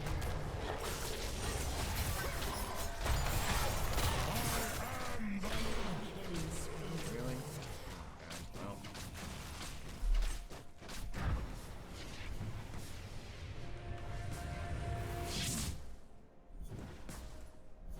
Like, once they lane swapped, I feel like we just got obliterated.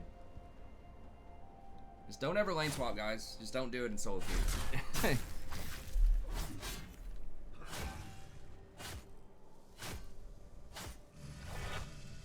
I don't know why they did, because I feel like Renekton was doing pretty well against, I'm still gonna get that, I think. Has destroyed I'm gonna a stick to the turret. plan. My sisters are gods of ice and salt and everwinter.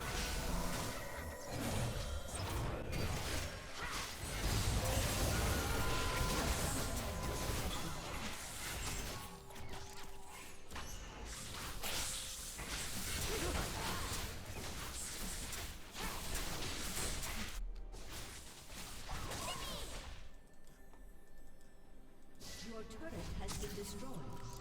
My thunder shakes the foundations of the world.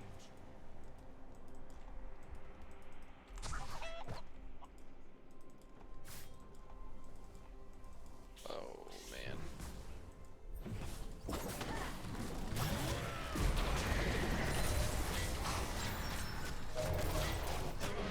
Jesus, really? Alright.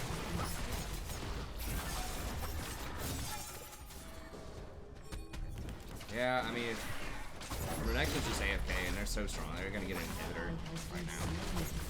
That's a main soldier. Your inhibitor has been destroyed. Enemy double kill. Nunu just did super well early on. A lot of my ganks just didn't. Like, we got flashes, but we didn't get kills. And Did you vote yes in this? Yeah, I voted yes. Okay. But, I mean, if people don't vote, we can keep going. I just don't see it happening here. Holy cow. Diving the freaking fountain right now. I see that. What have I been missing? Yeah, she got that quadra kill. That was pretty much GG. Yeah. Yeah, we shouldn't have overchased it. I wasn't watching it. I probably shouldn't have gave mid to that guy. But whatever. That's alright. I mean, I thought you did pretty well bottom. It's just, I thought we were doing fine in that game. It's just that it just went south real fast with that Katarina quadra kill. We're already losing a little bit of ground. Yeah. But Yeah, that was really bad.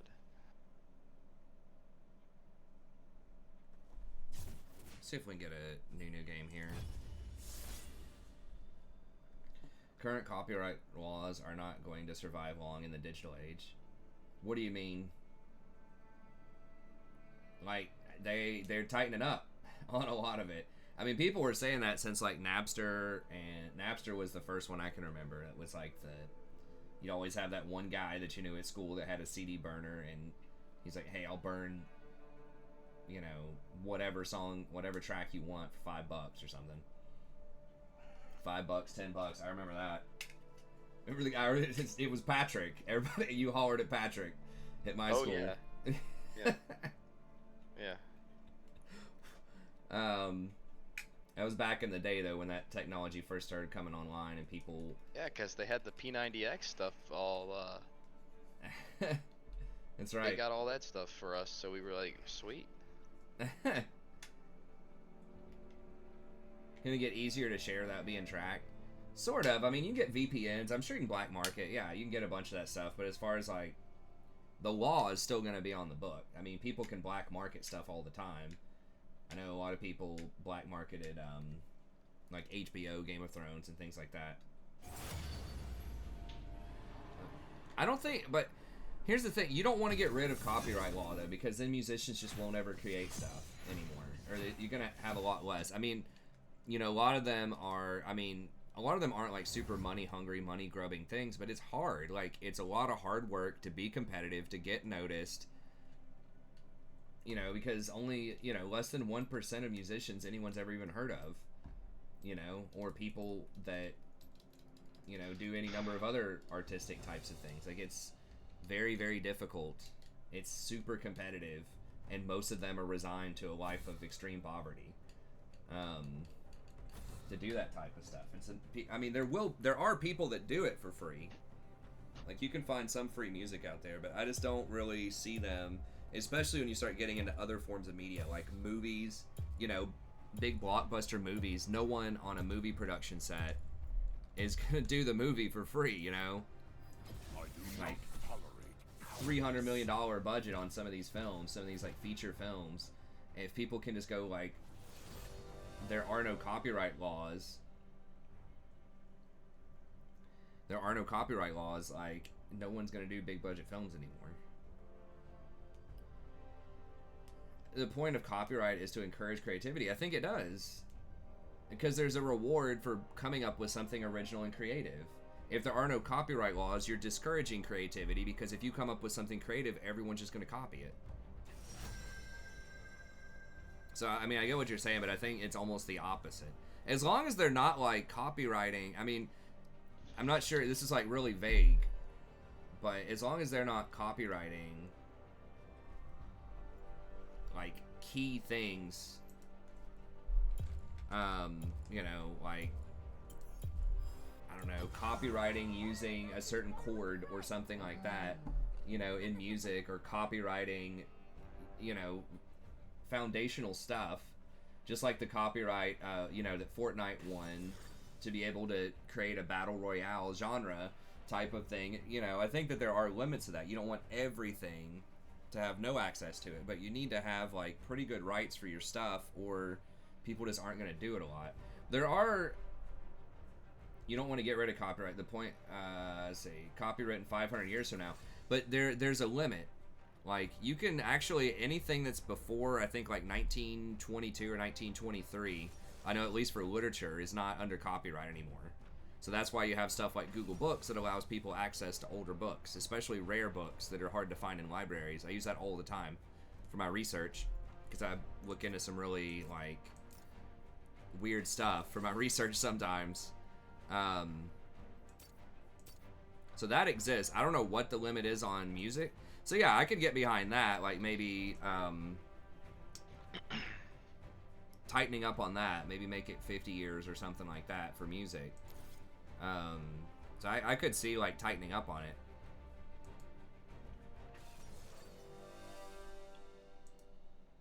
But yeah, you do want some copyright stuff. I mean, publishers, like, the thing is, the publishers do take a risk on artists, though. Sometimes. It depends. Because, you know, once again, there are a lot of them that are gonna flop. Right? It's just, like, to some extent, like, drug makers, right? You're not paying for, like, how much does it cost to print this pill effectively in a pill machine, or manufacture this pill.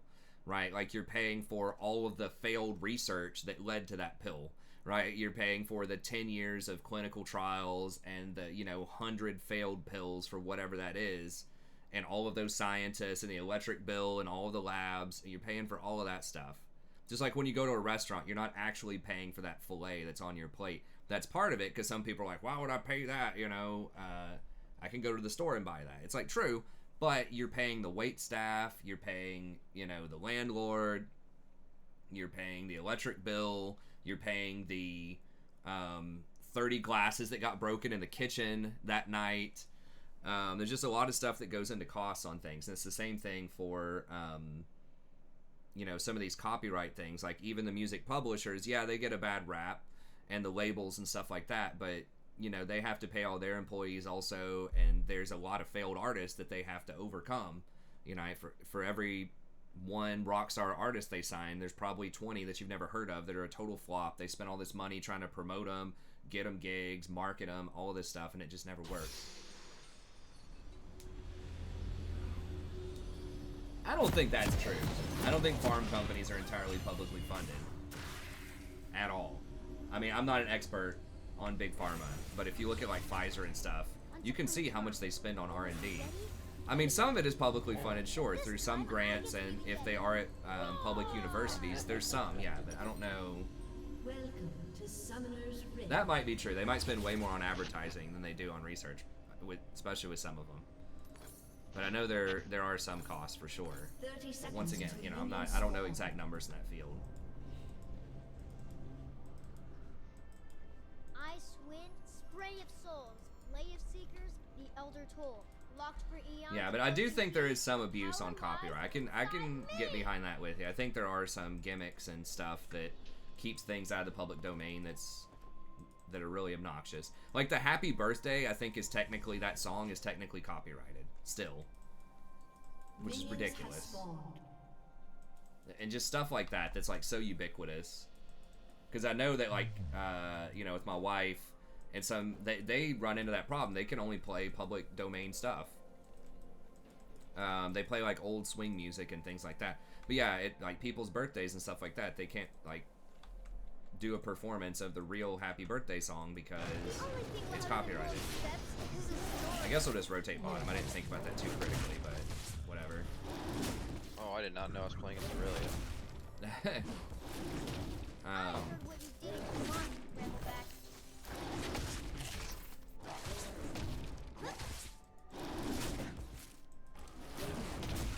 How much best like this?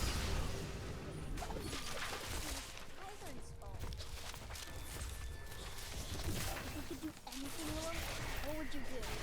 Well, it was taking a lot longer than usual. It's because I didn't have a leash at all. An adventure? So I need to smite it. It's fine.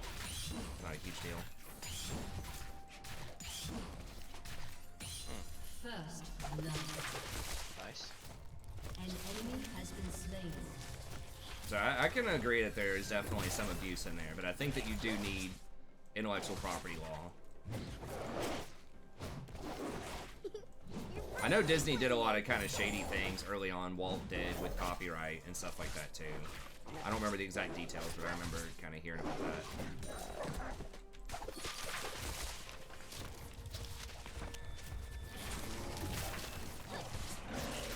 Beat up a bunch of tiny goobers, then you can fight the boss. Keep your eyes open for treasure, like stones or rusty swords.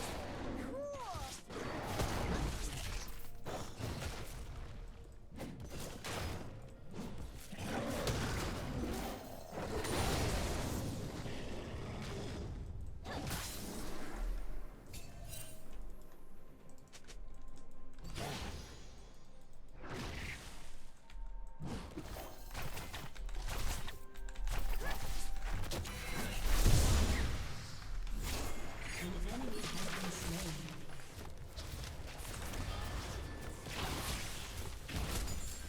Sometimes the world works. Oh, come on, Soraka. I see. Grovelins. He had that, man. Alright. Oh, That's how she you know taking they're kills. bad guys. She taking kills. That's fine, though.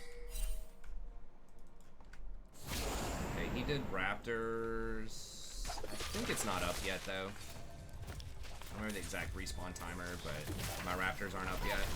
He got a leash, though, so his are a lot faster than mine, but mine aren't even, like, silver yet, so... I don't remember the exact jungle camp timers. I think they're, like, minute 30 or minute 20 or something. I should probably know that. Let's get in there and block some. I just kind of He's got compare it to my timers. An ally has been slain. what? It's like a tower shot and everything. Must have blocked it. I don't know about proving direct loss. Like, that feels very difficult to prove a direct loss with copyright. Let's put the venture in. I do agree that it should probably be a shorter amount of time on certain things. Artistic things, you know, while they're relevant or whatever, but I don't know. I don't think they're too restricting most of the time.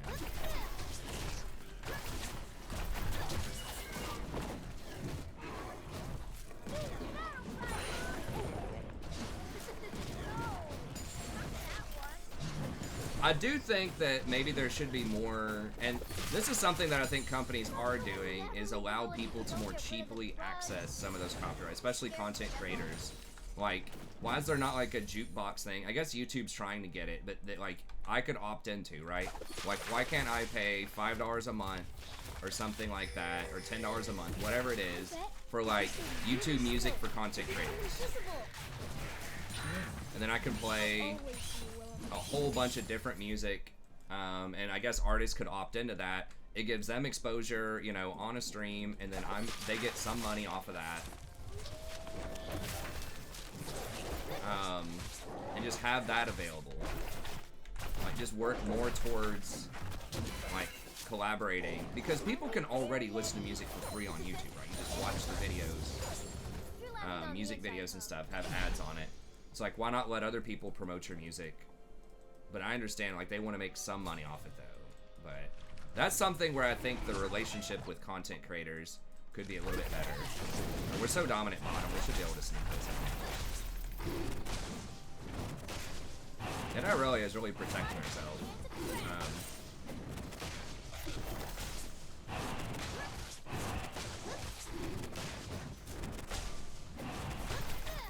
She might be rotating there. Oh nope, she's still missing.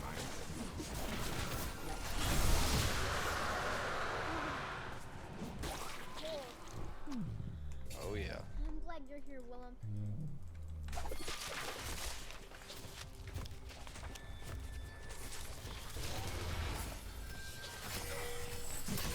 Oh, that was nice. Yeah, she flashed.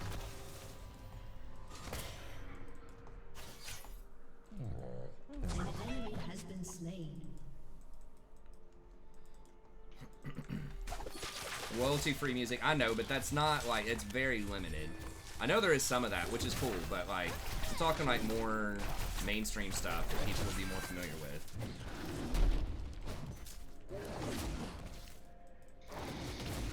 But some of that royalty-free music is not royalty-free. Like, it says it is, but you can still get flagged. I know YouTube's trying to give more visibility to that, so they're probably working on it, but... So I think there are some things about how copyright gets executed that are annoying, but I think in principle, giving artists a decent amount of time. Yeah, like renewing contracts and stuff like that, with like full-on royalties on stuff that's like over 50 years old is a little weird. But then you get into like translations, and the translator will own copyrights, and then you get into like classical music, for example. It's hard to find free classical music because there's something sad in their hearts. I was looking to maybe include some of that in like some of my videos of background music, but the problem is the artist who's playing it, even though they weren't the original composer, the artist who's playing it has a copyright claim against it too. So it's like it was played by this particular, you know, pianist or this particular violinist or whatever. It's like, come on, man. The song's like 300 years old, but it's the artist playing the song that has the right on it. Because I don't even know how they buy the rights to it.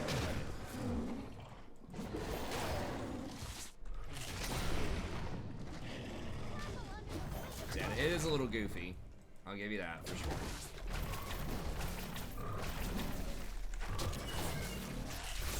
So we might use one of those charges just so I can accelerate this a little bit. Knows the way. I mean, you want to control scuttles as every jungler, but you really, really want it as Nunu because it's so strong.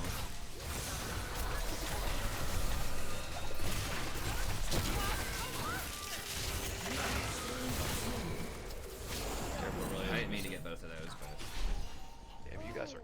One too many snowballs. make your own music. Difficult. My wife, they do have some original songs. I certainly can't do it. I'm not. I played tuba in high school, but I started in middle school mostly as a joke, just because I was like pretty small in middle school, and it was such a huge instrument, and I was just kind of a troll. But it was okay. I just never really practiced it that much. I honestly wasn't that good, so. Did he just get that? Oh god, that's annoying. He's getting anything on the map. Unbelievable. Everything is mine. Oh, she didn't get the random stun on me. The accidental stun this time.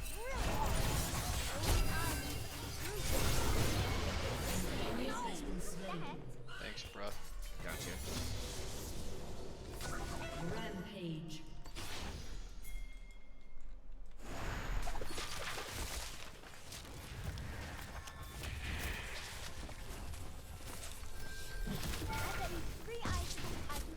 Whoa, okay.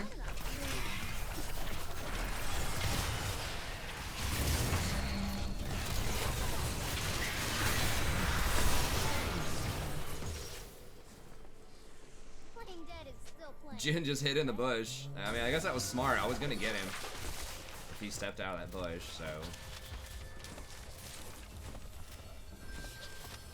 That's other rhythm. My taste is melody.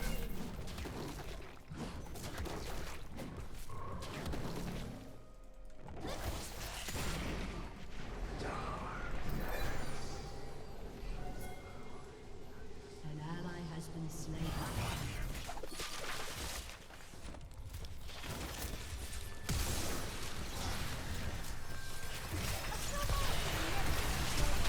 Do you believe in that?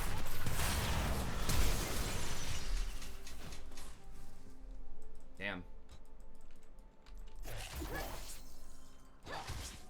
Really? Oh my god. Careful, Aurelia. Rampage.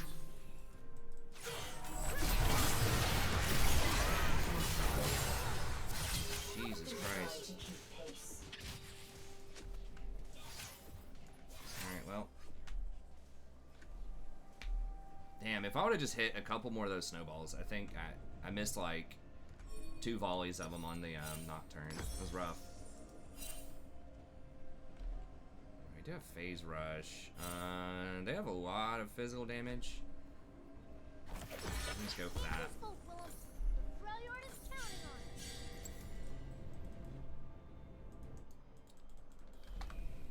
They might get Dragon, but there's just so many more camps top. I gotta go top first.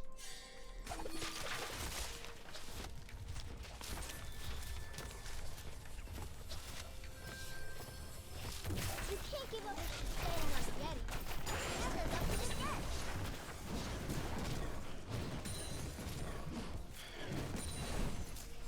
Oh my god, look at the top lane. Your team has destroyed. 30 CS to 110. Is she AFK? She might be AFK. What? I didn't No, she's know. still I just there. saw her mid. Wow.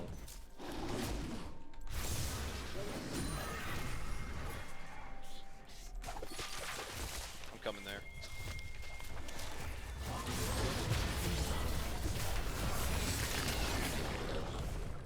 Heroes don't need hugs.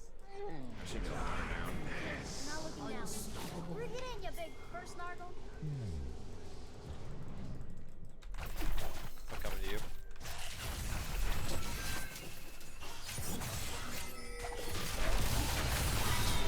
Has been slain. Trying to make sure you get it. I don't even know if I need to ult that, but whatever. Let's Kill check out security. the snow. That's right. Nunu's just so strong, man. Let's say, man, just go AP now.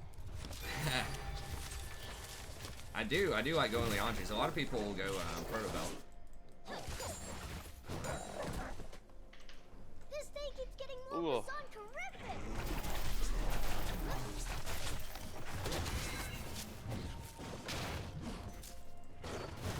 Dominating.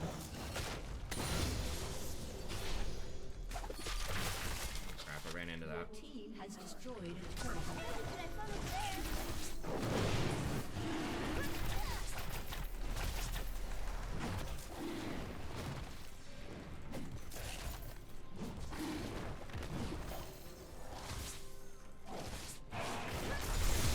Best part of being a hero is shouting out your catchphrase.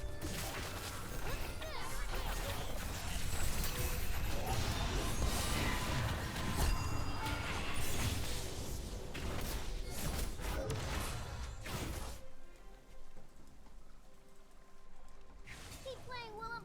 No one can tell us not to. Already broke the rules with a super mega punch.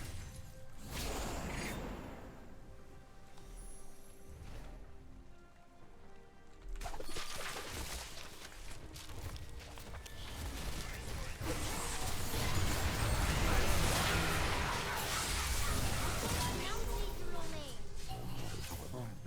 Well, you can't say Nunu either. God, our team just seems so strong. Your team has destroyed a turret. OP. We're not even in late game right now. I mean, it's 3 to 17, but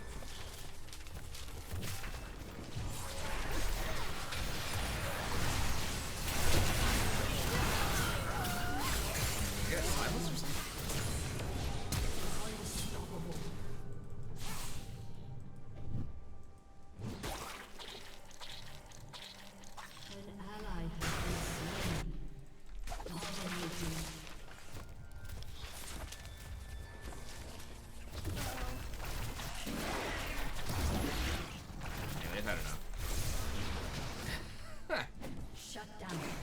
Bit of a diffy. Bit of a diff. I'm gonna diff you. Bit of a diff. Bit of a diffy. Want some coffee, Sadie? She says, probably a bad idea. I like the smell of the cream in that. She's like, actually, come here, Brent, give me that. Probably bad. Caffeine's bad for dogs. Assume it's bad for cats.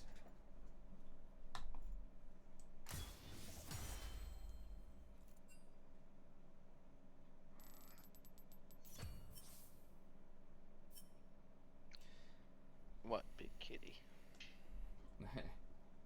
Big kitty and small kitty. Big kitty and small kitty. Big kitty and small sickly kitty.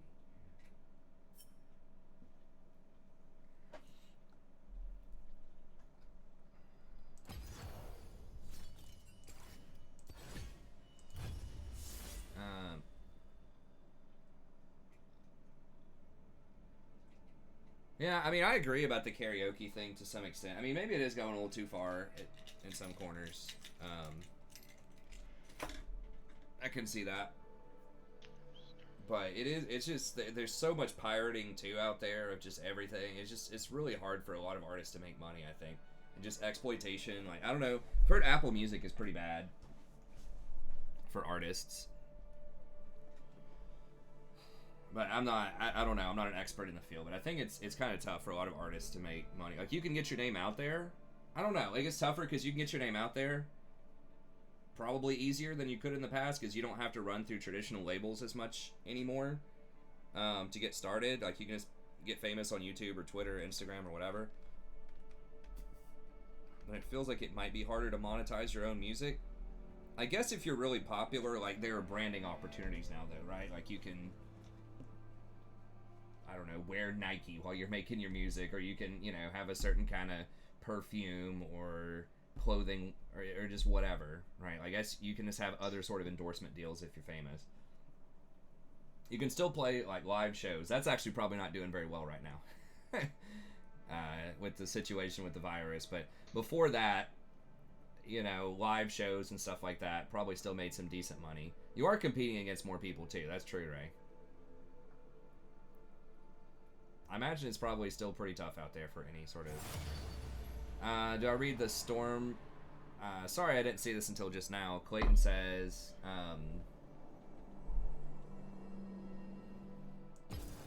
oh, and Ian was talking about the CDs being messed up. Yeah, that's true. A lot of them were pretty bad.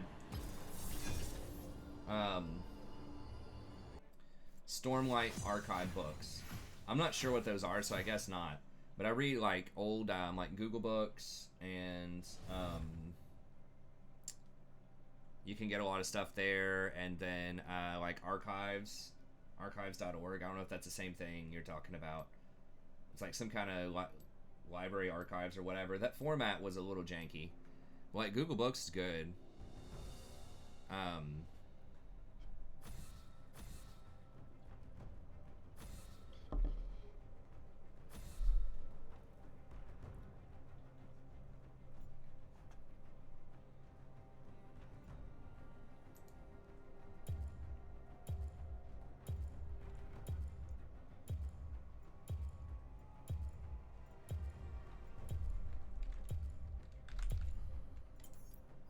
do not tolerate cowardice.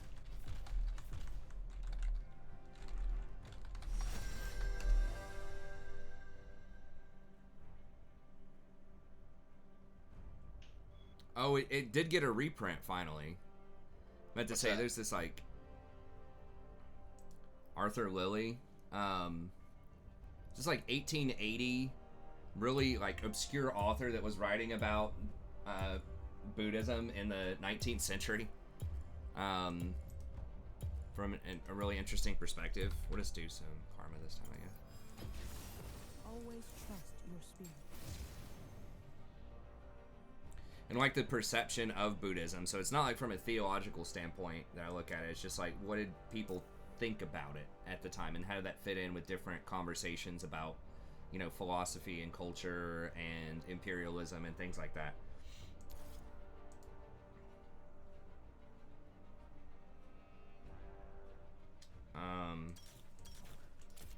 Heinz biscuits.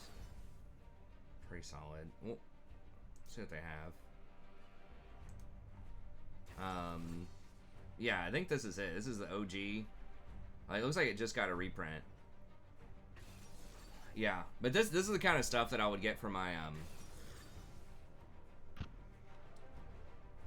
for some of my research, because these books, I mean, this was 1900. I think it was, I'm almost positive it was originally published in like 1880 or something. But like stuff like this is off copyright. It's just a really obscure, weird book that you're not gonna find, you know, in most libraries. I think the library at the big university that I go to had either this book or a couple of other pretty obscure ones in there, but it's a very big library. But yeah, most people, you can find a lot of that underground stuff.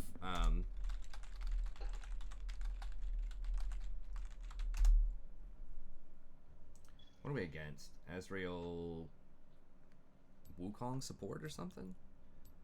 OP. OP. But like this one, Forest Life in Ceylon by W. Knighton. Now, looks like someone actually reprinted this from 2009. So that's the thing, is like sometimes people reprint this stuff and that gets copyrighted. There's not even a translation. It's literally they're just printing an old book. So that kind of copyright stuff is sort of annoying. But I mean, I know it costs money to print it and stuff like that, but they have just recently started reprinting these things. But like this one right here, Google will scan this and it's free. But yeah, this is like 1854, just talking about this traveler. I don't remember. It's been a while since I've read it. I don't think he's a missionary, but it just tells you about sort of like his experiences in Sri Lanka at the time, which is a major British colony and sort of the hub of conversations about Buddhism at the time. Because Buddhism had largely been expelled by India for, 1,500 years by that point. So it was mostly just in Sri Lanka where people were talking about it. It was in China, but I haven't found a lot of stuff that says China was kind of inaccessible a lot in the 19th century. There was some stuff going on there, but they weren't really open to conversations. So it was mostly there or Tibet at the time. But Sri Lanka, I think, is the more interesting one because that was I don't remember if Tibet was a British colony. It probably was at the time. I know India was, obviously, but anyways, I just think that it's cool that you can access that kind of stuff for free, just like weird older stuff. That's one of the perks of studying 19th century stuff that's earlier than 20th, because all of the original text, you can find all kinds of weird stuff like collections of letters, newspaper stuff. You can find all of that for free. Hey, what's up, Talking Silence? Good to see you, buddy. Welcome. So yeah, I think that is really cool. I think in general, a lot of places are trying to find ways to make media more accessible for people at cheaper prices and things like that. So yeah, the copyright is still annoying in some places, but I think the spirit is trying to move towards more stuff. How is Tarek's support? I haven't seen him in a really long time. I don't think he's that great. I really don't like melee supports that don't have engage right now. I just think they just get beaten up hard by enchanters. Basically, it needs to either use Ardent Censer really well as a support, or it needs to have a very strong engage. So like Leona, Nautilus, or Karma, Lulu, Janna, Soraka, that type of stuff in solo queue. So I really don't like Braum, Tom, Tarek, stuff like that. You can win with them, obviously. I just feel like you're working uphill a little bit because the way the meta is shaping up right now. As Ionia changes, so must I. Oh, I get them both? Yes. I doubt Kha'Zix is coming down here. He might, but... is that not in the bush? No, it is. Barely. Okay. None will question how He is used in some like cheese comps with like Master Yi. He's a good team fighter. It's just the itemization, I think, is kind of rough on him.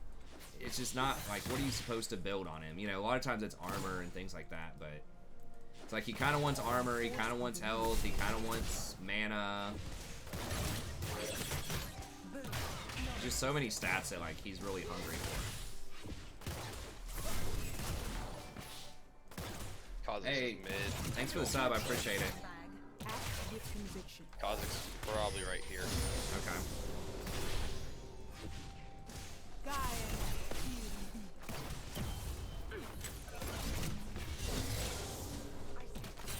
He's definitely bot side. Let me see if he's on Scuttle or not yet. Yeah, he's on Scuttle.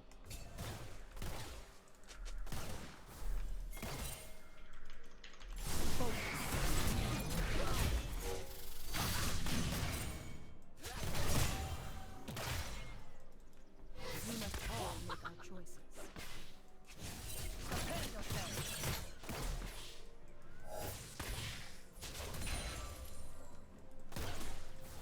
Latriano. Peace. Challenge.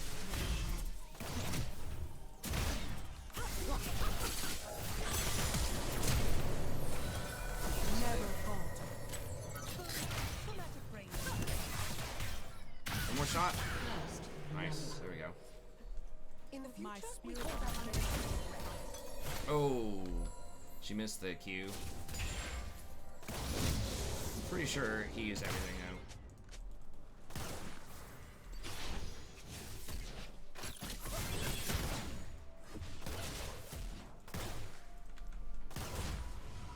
An enemy has been slain. An ally has been slain. The answer lies within.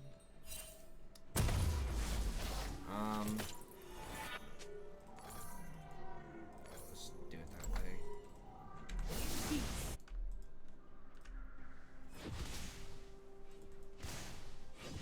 Dang. We lost a plate and a half off of that. Did we even get the gold? Hopefully she auto-attacked it once to get the gold. What do I think of stuff like Renekton, Panth, Nautilus? What do you mean? Bot lane? Support?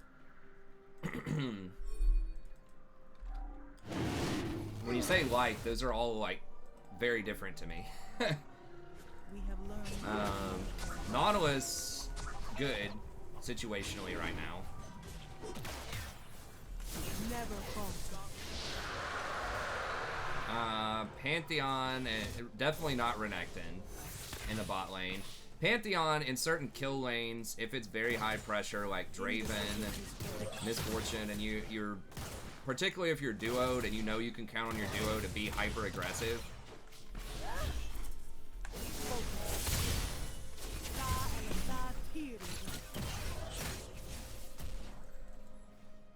Could have maybe ignited that. An enemy has been slain.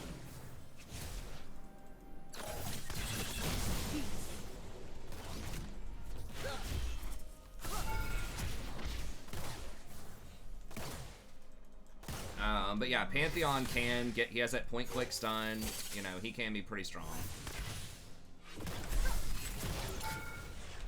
Never falter.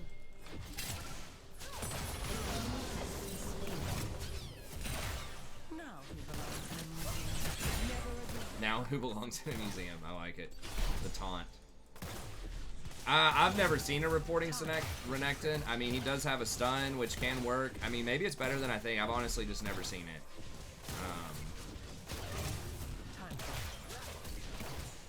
I mean, Renekton does have a lot of pressure in the early game. He does have the stun, you know.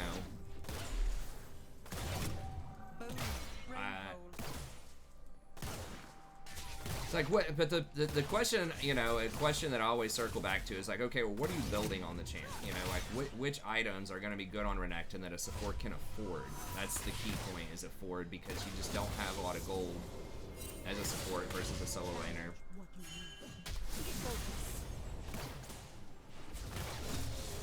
I feel like we should back and buy, but maybe shouldn't have enough to get anything meaningful there.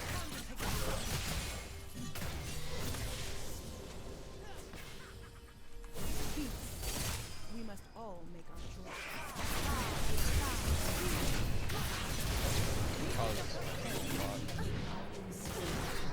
Should have ulted and E'd. That's really why I wanted to back, but she wanted to stay. Very nice. Alright, well, they lost a lot of CS, and we traded kills, so I guess that's fine. We can't buy boots or anything here. My spirit is an unquenchable Control fire. ward. Focus. Oh, okay. Renekton as the carry.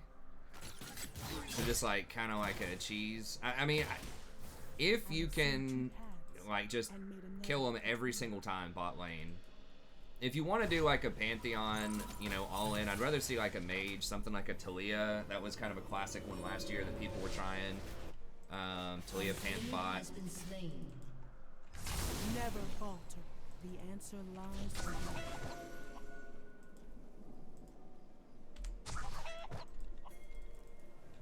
Focus. Coming up river here. Enemy has been slain. Never fear children. Oh yeah. Oh jeez. Got him. Thank you.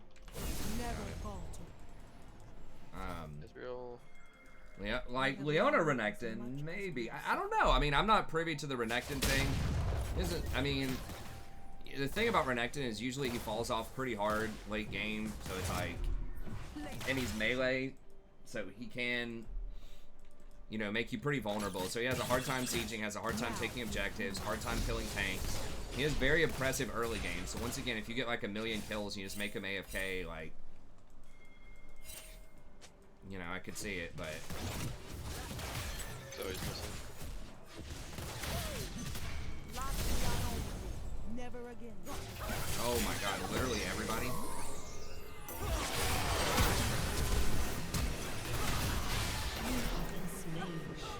Yeah, we gotta stop pushing up. She just really, really wants to push. How did they all come down the river with no vision? I guess Wukong, or not Wukong, Kha'Zix. I guess he just jumped the wall or something. Yeah, there's just no reason to push up that far.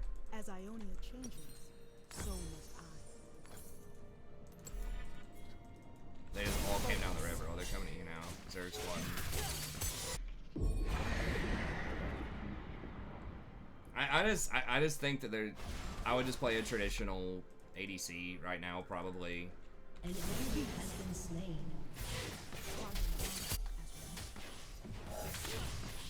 No, I mean, if you want to play something that's YOLO, it kind of depends on your elo bracket on how successful that's going to be. Like weird things, like Senna is pretty good with weird things. Bot, but that's just like a special situation with Senna. Okay, so he is backing, so we should be able to get this tower now. I'm pretty sure they're backing too. They're just gonna give us this tower. We shouldn't have died both those times. Shouldn't have been pushed up that far. I don't think this is a meta where you want to play a lot of weird stuff, unless it's with fasting Senna, but even that's been nerfed. If your goal is to win. If your goal is just to have fun, you know, as always, do whatever, but... We must all make our choice. ADC is not in a super strong place right now, but it's also not in a super weak place if you play a top-end ADC. We gotta back up. Oh, well, Kha'Zix is top. Never mind. I guess Quinn is applying a lot of pressure top. To conquer oneself is to conquer all.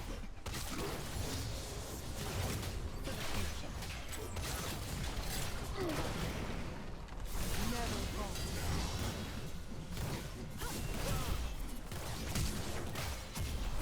Okay, Karen's just Has been slain. inting. Your future is defined by dying. I'll report him after the game for that one. That was a super obvious end. Do I think Fiddlesticks is good? Yeah. In the right kind of calm. I was playing him in the jungle quite a bit. He can get invaded and busted up early. If you're talking about like middle fiddle or top fiddle, like, I don't know, that's the tank fiddle. That stuff can work, but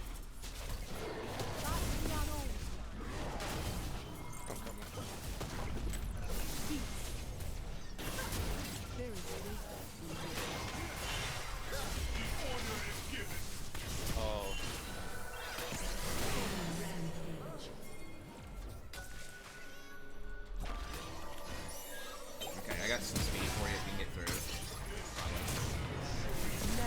god. Why? How do they all get there?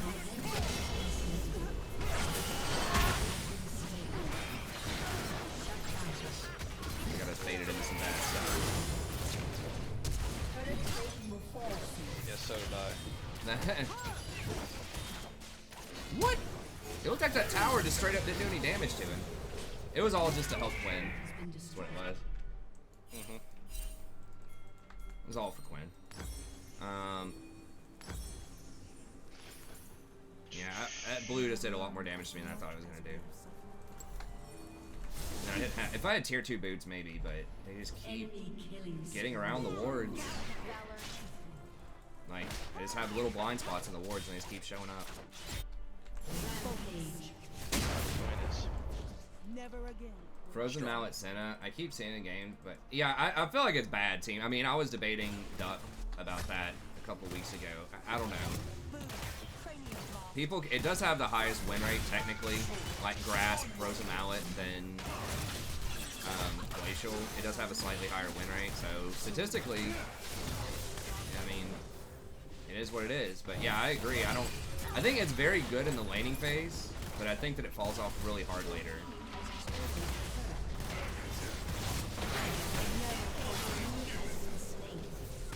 I mean, they're not that far out of this game. I don't know why Garen's tripping so much.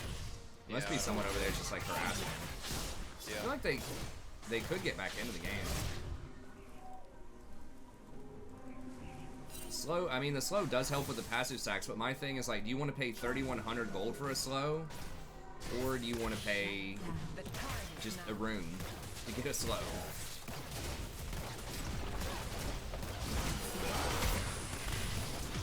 And she does have a heal and she does have a shield in her kit, so I guess like she has some synergy with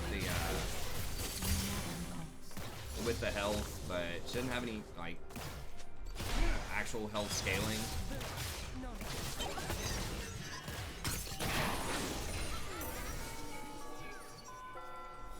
I don't know. I mean, Senna is like, I guess Grasp does add extra damage in the early game and does give you some healing, so it just kind of doubles down on the pressure, I suppose.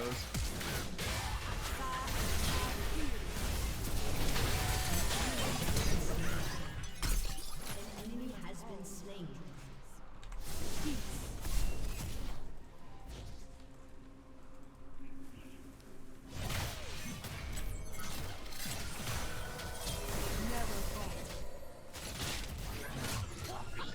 An enemy has been slain. Your team has destroyed a turret. I think it's less than 40 AD. I thought it was like 30 AD and 700 health.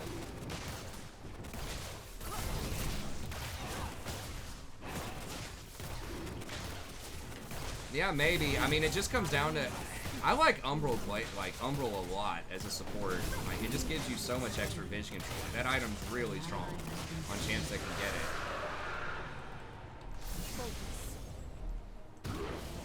Oh, I thought he was soloing Garen for a second. Garen's not even up yet. The answer lies within. Well, ADCs are, I think, extremely swingy, right?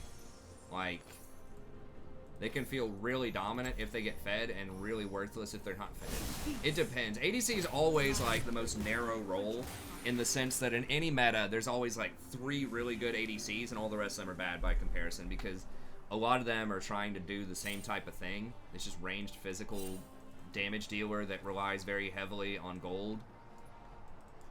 So you have like a couple of different kinds of metas that are out there, and it's usually the same champs that are going to be good in those metas. There are occasionally some that are just like straight up OP. An ally has been And some of that slain. depends on like what's going on around you. So you have like the Ardent Sensor ADCs. Oh, I forgot that wasn't a proc. No one's near. The Ardent Sensor ADCs, just like really fast attack speed, really high scaling, slower ADCs. So in those types of metas, you have stuff like Twitch, Jinx, Ashe right now is pretty good with that. You have, so that's like ADCs are good meta, which is kind of what we're getting into to some extent. High scaling ADCs. Then you have like the ADCs are pretty bad meta. Just like Ezreal, just like super safe ADCs. Varus, Ashe, just have like utility. And then you have like the early game matters a ton. It's a like heavy snowball meta, and then you get like your Dravens, Misfortunes and stuff like that. A summoner has disconnected. Challenge.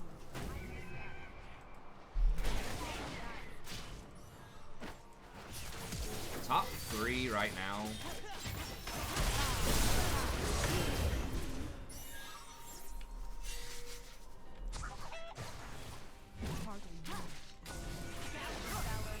Need to back up. I need to.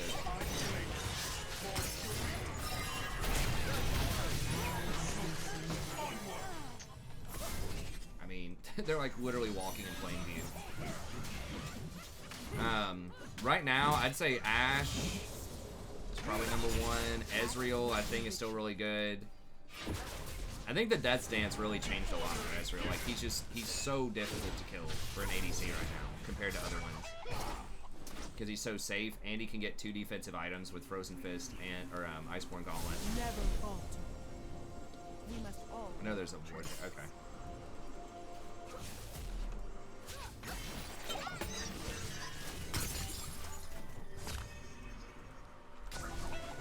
But he's so extremely difficult to kill, and he's just got a lot of safety from just getting camped, just your 80s, like your support being a turkey. Your turret has been destroyed. They're collapsing.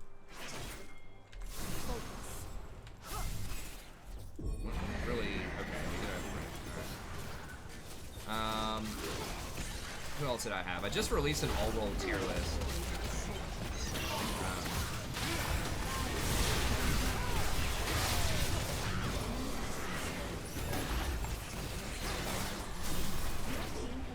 It kind of depends on how good your support is and what kind of support they're playing. Like, I think if you have a good healer support, like with Lulu, something like Cogmaw and Twitch can be really strong. Just for like the general population, though. I think Kaisa was in there somewhere. Oh, Aphelios. Until he gets nerfed next patch. He does have a low win rate, but he's a very good do-it-yourself kind of ADC.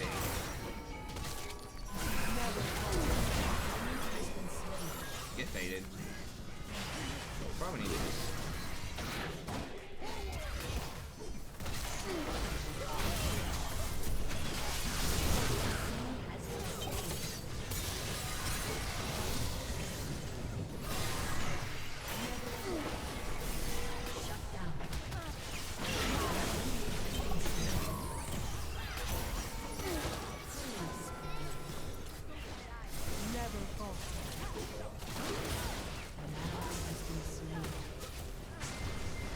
Yeah, Twitch is very good, but you gotta have some support. You gotta have help.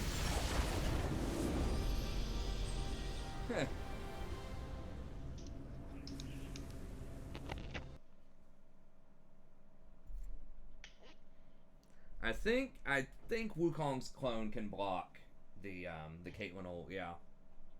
Not 100% about that. I think it does block skill shots though.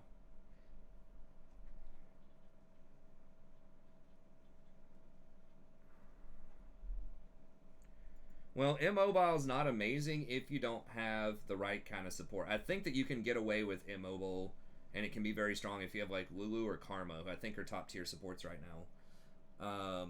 So if they're actually peeling for you, they're getting Ardent Sensor and stuff like that, I think that things like Kog'Maw, Jinx, Twitch can be very good. It just depends on if you have those supports or not, and they know what they're doing.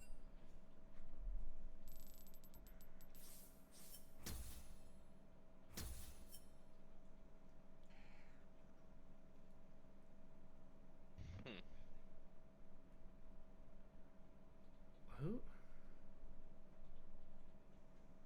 NH. Uh-oh. Oh, are people mad at us? Or, I don't know. The jungler? The Mundo actually left because of the Kate was taking jungle CS. Oh. Yeah. Then he said I'm smurfing. Yeah. And And play then it he for was like fun. saying how he's hard stuck Diamond 3. Whatever. Kid's mad. Um.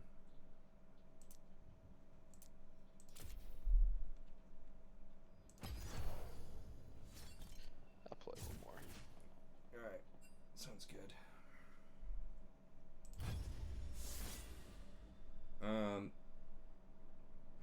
Yeah, Lulu with anybody, like Twitch, Kog'Maw, especially those types of champs that get Ardent Sensor and scale super well with attack speed, are going to be very strong. Varus was really good, but he got nerfed very hard on this patch. So Lethality Varus was extremely good, especially in high elo. But I still think that on-hit Varus can be good. What they nerfed is what? His Q damage. I don't remember what else they nerfed about him. I know his Q got hit pretty hard.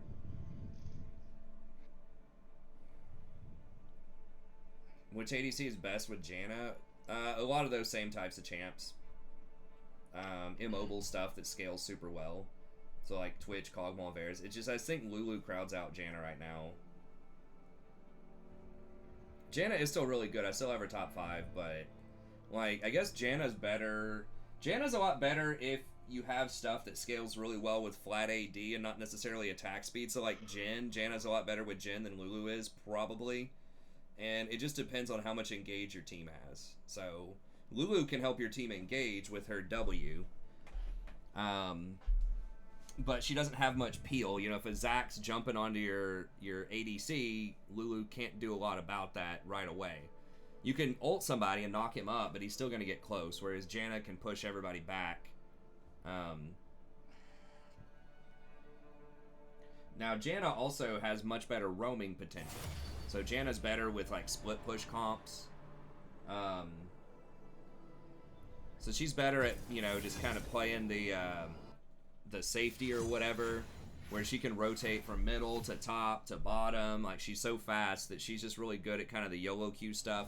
And if you have like a Kha'Zix on your team or a Zed or a Talon or something else, it's like an AD like heavy burst. Janna's shield gives like 50 AD in the mid game, so that can help a ton. And that's something people forget about Janna, is that she makes your Zed really hit hard, or your Talon really hit hard, or Rengar, Kha'Zix, whatever it is. So she's a lot better at kind of the split pick.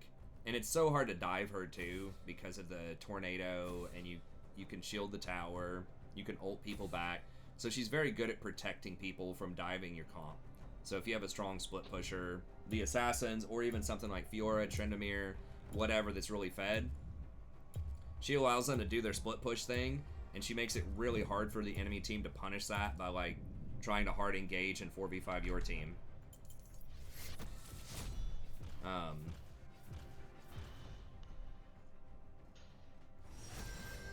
So it just depends on the comp, but I think if it's just like group up and fight, Lulu's probably better a lot of the time.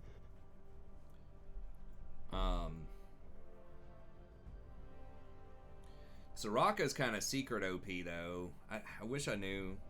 I should have scouted to see if this guy's actually plays ADC or not.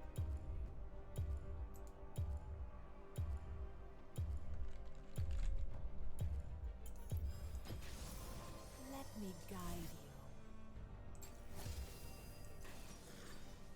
Soraka's like, I don't know if my team's gonna int or not, so I'm just gonna hard scale. Basically. You do have really good global pressure with Soraka too. With your ult. And you like Soraka basically beats all the other enchanters in lane too. Like it's just almost impossible to keep up with her. Because like her harass is so cheap, and it heals you personally and it heals your allies a lot. Like yeah, they can get grievous wounds, but she's still it's just so much healing. Even if they have grievous wounds. If they don't, it's just GG, but if they do have it, she still is super good right now. Uh-oh, we're gonna get the tank fiddle mid. It's fine, I can heal through all that crap. I mean, Soraka really likes it when you have tanks on your team or tanks on the enemy team. She's like the queen of tank metas, or one of them. It's because if they don't kill you fast, you're just gonna win. Yeah, it could be Lee Sin, but I think you're right. Like 99% is going to be Fiddle, either top or middle.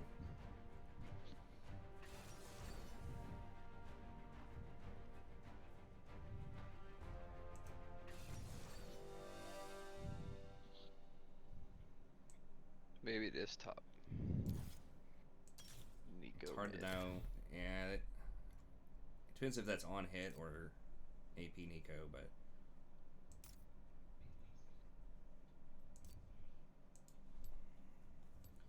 Sona is pretty sleeper strong. I just prefer Soraka to Sona right now. I just think Soraka just that global heal, and Soraka just has so much burst single target healing, especially early in the game.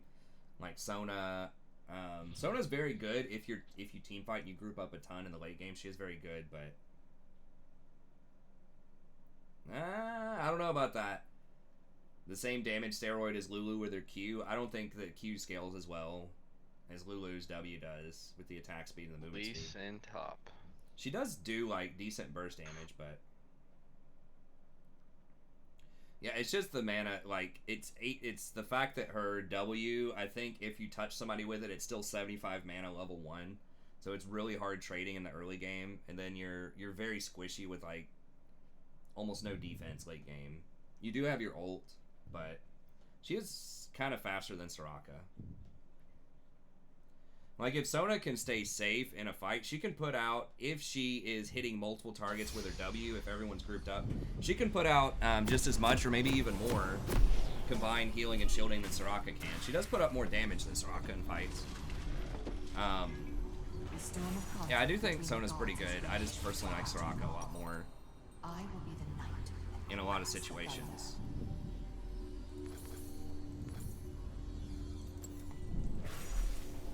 Welcome to Summoner's Rift. Yeah, Nami Z does buff an auto attack in flight.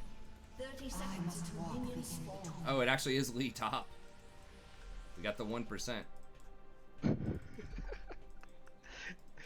my god. That is sort of true, Ray. The thing is, at least with how I build and how a lot of people are building Lulu, though, So if you despair, Q somebody, invite serenity. so if you just apply a slow and you have Font of Life, which is super common if you go with Barrier, if you have Font, anyone that auto attacks the person that has that little leaf over their head, the Font debuff gets the Ardent Sensor buff because it counts as a heal coming from you, even though it's attached to them. It's sort of weird. Mortals But must that does allow succeed. you to spread the Ardent Sensor to everybody, as pretty much any enchanter that takes Font and has a slow, which is basically everybody.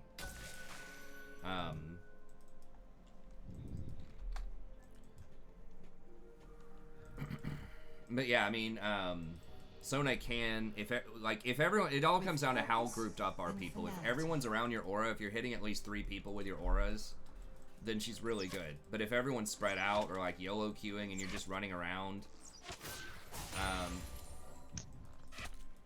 to different fights and it's just like little 1-on-1, 2-on-2, that type of stuff, Ride in the liminal. it can be a bit tougher. But, I mean, they are both really good. I think statistically Sona might have a slight edge on Soraka. Sona is easier to play. I mean, Soraka's not like rocket science, but you do have to hit your Qs. And, you know, if you're really playing her to the max, you got to be looking out on the mini-map for good ult opportunities. So you got to have a bit more map awareness.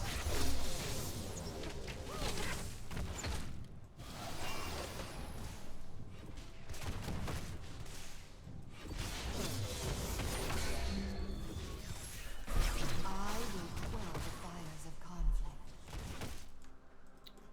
I maybe shouldn't have even gotten E. It's kind of a waste of mana, but you do just kind of sit on so much mana in the laning phase anyways. I just wanted a good opportunity to get a little bit extra harass there. So we are making the Triss lose some CS by zoning. I have decided. Okay, nice.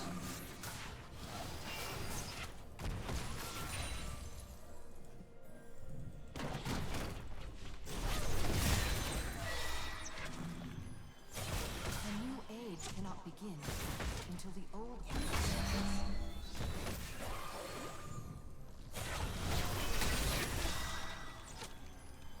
Nami's just kind of giving us a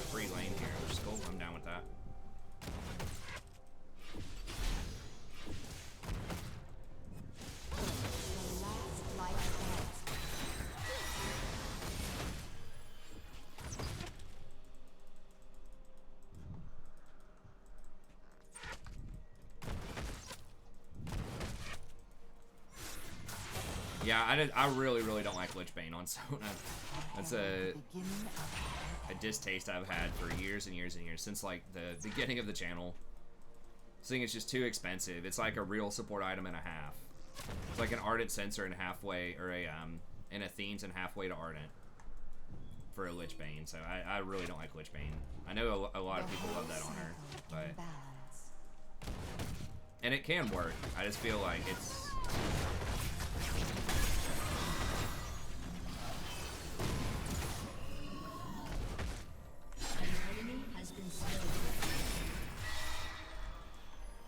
This divine conflict must end.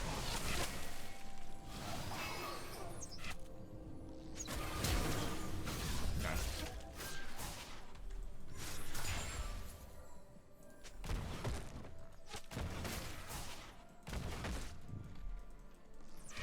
Mortals will inherit the future.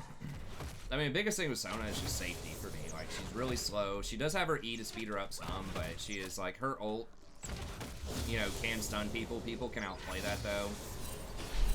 And just kind of her lack of CC, and her single target healing is not great. So like the AoE, if everyone's grouped, once again, she's great in that scenario, but if you're just kind of running around to individual players,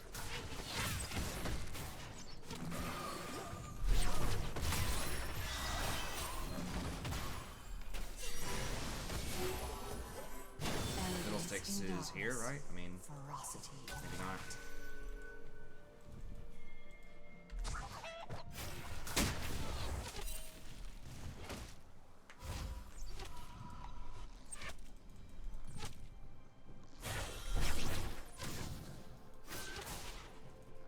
The night is long. The You day played is since they long. buffed her E? Yeah. And then they nerfed it. But yeah, then they rebuffed it. Yeah, I've played her. She's okay. I just like Soraka more. If I want that type of thing. Sona is a little more insulated against grievous wounds because some of your stuff is a shield. I just don't feel as safe. Like Soraka with the slow and the speed up on a low cooldown. This feels like it's a lot harder to gank Soraka. Like, Soraka's not, like, immune to ganks, you know. She is still pretty vulnerable, but it feels like she's not as vulnerable as Sona is. The world hangs. She's trying to be annoying, just make her miss some CS.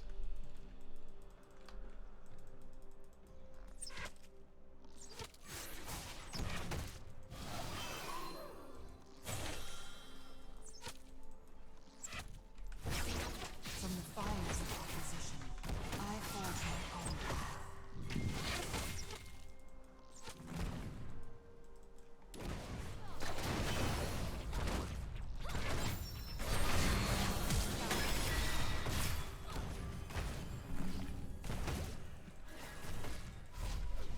Rise to the and cleanse this cruel world. A great cataclysm approaches. I need 95 for the combo.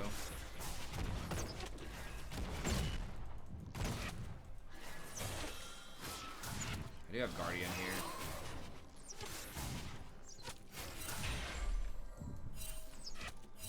I must bring the world to balance.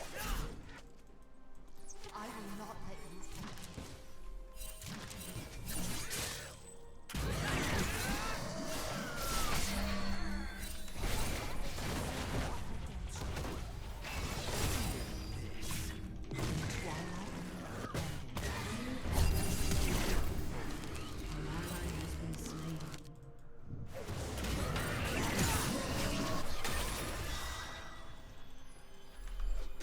Released from the shackles of death.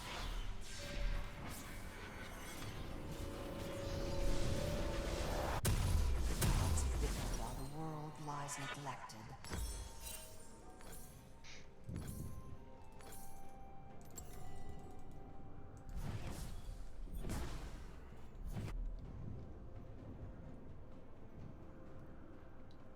Just her mana costs are so expensive, especially if you're alone on Sona. That's the biggest thing in the early games. Like, her W and her E are just Sun like hangs low ultra on the expensive. horizon, frozen in this eternal moment.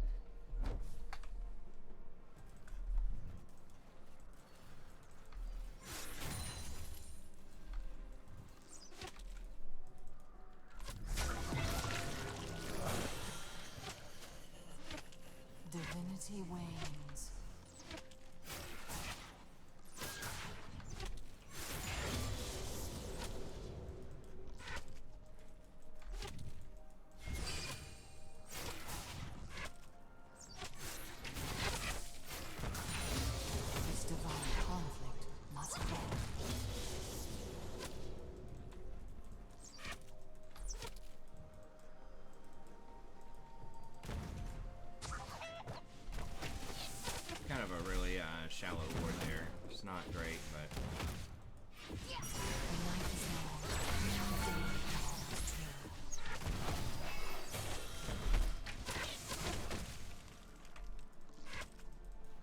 oh, what? Ash got tier? Oh my god!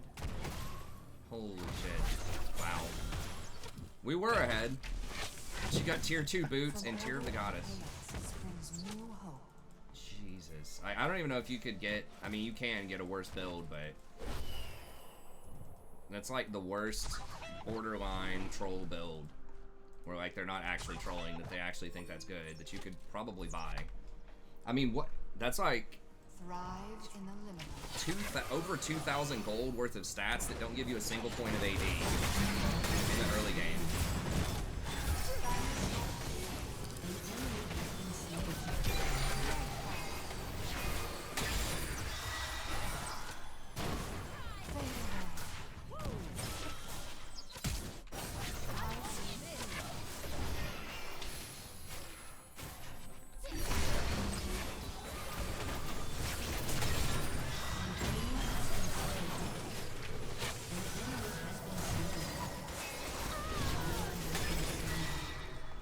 Dude, just imagine for a second if she had a BF sword. Put on your imagination caps. If she had a BF sword, what that fight would have looked like. Imagine. Imagine. The whole cycle in balance. And she did basically 50% more damage. I mean, BF sword's just so strong in the early games. Your base AD is so low. And it affects auto attacks and abilities. I mean, it's a really OP stat.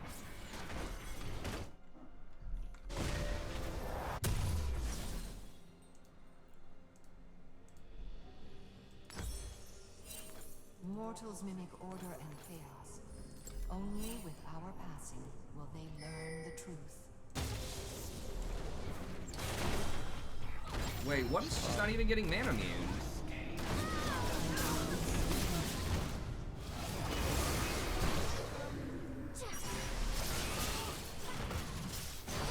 Has been slain. Oh, he has Tiamat? That's a lot of farming on Kane.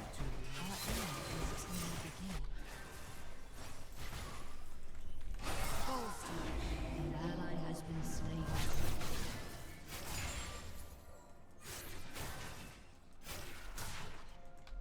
Let's go an Essence Reaver now? I must walk Like, the okay, but you gotta get Pickaxe before you get Tier.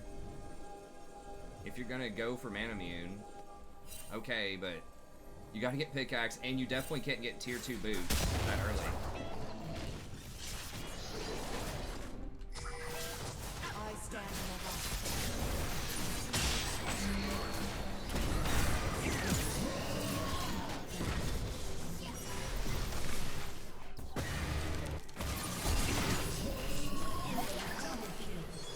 It's pretty dumb with no priority in bot lane. Dude, that's so unlucky. Like, how the hell did the Fiddlesticks... I guess he walked... I didn't even see where he walked. Oh my gosh. Nice. Woo! My work remains I mean, 3 items. Like, he spent 3,000 gold now for 25 attack I damage. will quell the fires of conflict. Unbelievable.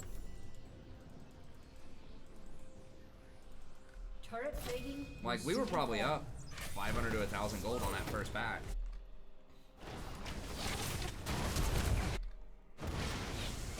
This day Didn't do any damage. Oh, Has been slain. Go, Ash, go! If I'd hit that Q, it probably would have been better, but... stand strong. I herald the beginning of our Just decide. Are you going Essence Reaver or are you going Mana Immune? Okay, like, I don't like the Mana Immune, but at least commit to an item. You know what I mean?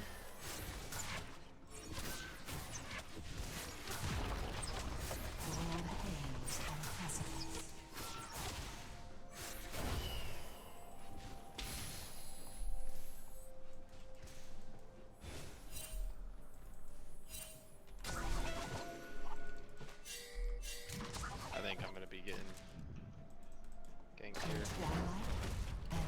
spot River. He's right there.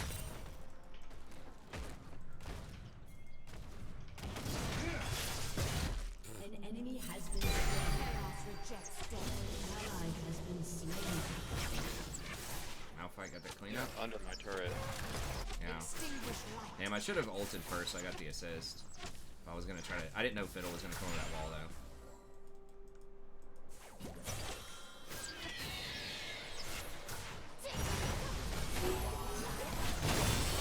In theory, we should be able to fight him, but we cannot. We don't have the items.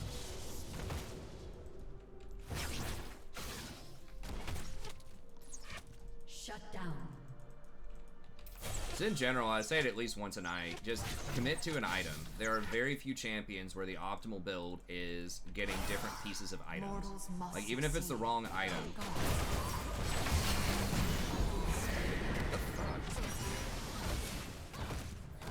How did you do that much damage?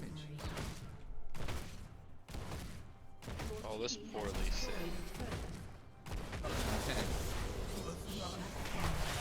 There are very few champs where the optimal play is to split different items and don't complete anything. Like League of Legends is largely a game built around power spikes and item completions. An ally has been slain. Your team has destroyed a turret. Yeah, me too, Wretched. It's like you should always throw Ash's E across the whole map. Like in a line to the spot that you want to see.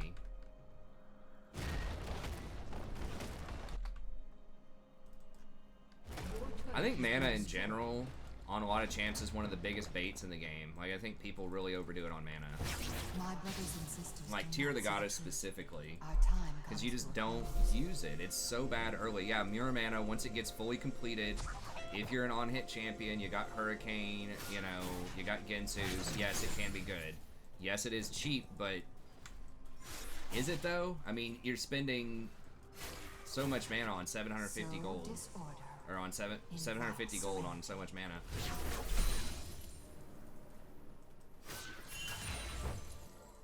Dude, I'm staying down here, man. That Ashe is freaking worthless. You could just flash ultimate.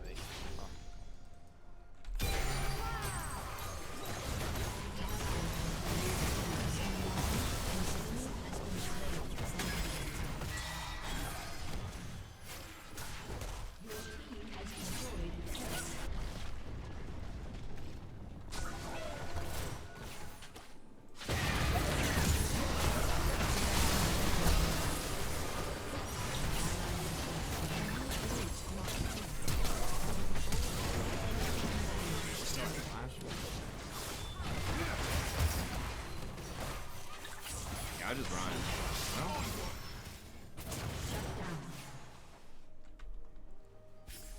Recognize your emperor.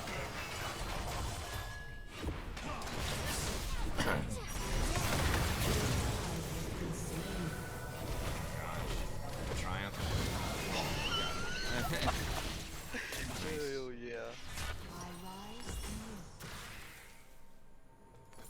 As the wars of gods gotta be a rage tilter. on, humanity quietly Man, I hate to be that rises. guy, man, but like this Ashe's build is literally determining this entire game right now. Because we could have absolutely murdered this lane, and Tristana's like going off. She's like Tristana's the type of champ where if she starts going, like she's very difficult to deal with. Ran out of the redemption. From the fires of opposition, I forge my own path. Come here, come here, come here, come here. Oh my god. It is not my time. Don't have any more pings. Oh my god. Fucking idiot. Jesus Christ. An ally has been slain. I'm literally telling you where I'm going. If he just walked over and just let me heal him once, he could have made the play.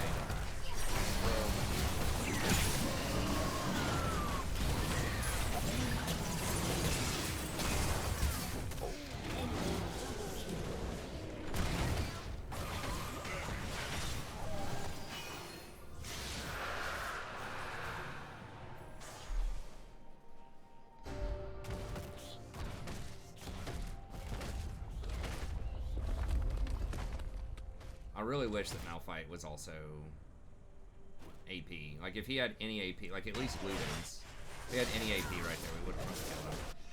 A new day, a new I just don't like Tank Malphite that much because he's just worthless. Like, once his ult's down, he's worthless. So, it's like... I don't even get against them.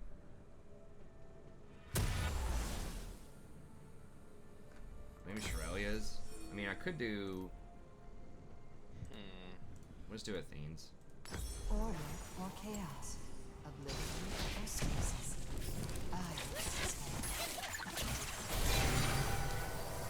Nice.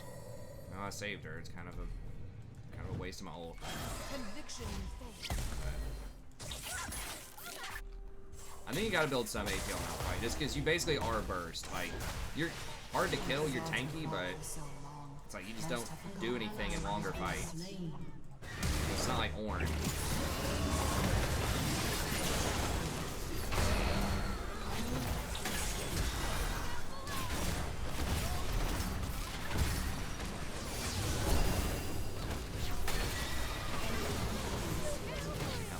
If Triss didn't have 50 kills, this game would be so easy. But like, the fact that she gets 2 gap closers, like 900 gap closers on me, and like nobody peels me, is making this game really hard. Malphite's just like running around in circles. But do we have enough damage already? Because it looks to me like they keep walking away not dead. I don't think we have enough damage. Especially the way Ashe is building, like... Malphite needs to step up.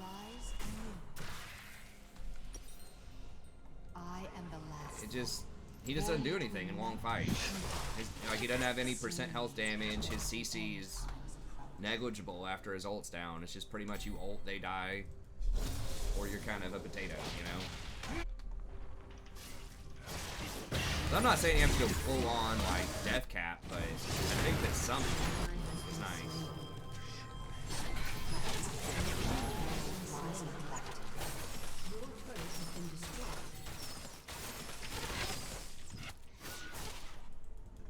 God, we were just doing so well in the lane too.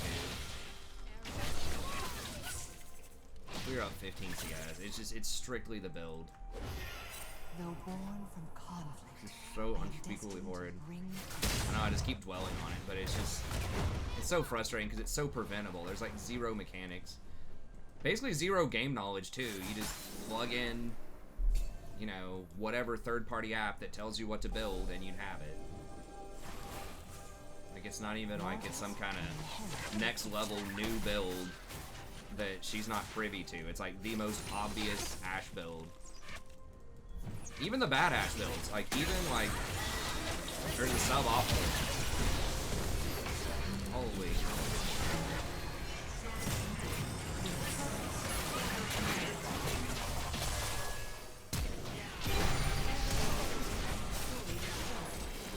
I knew he'd do it. I walked back in range so he could do it.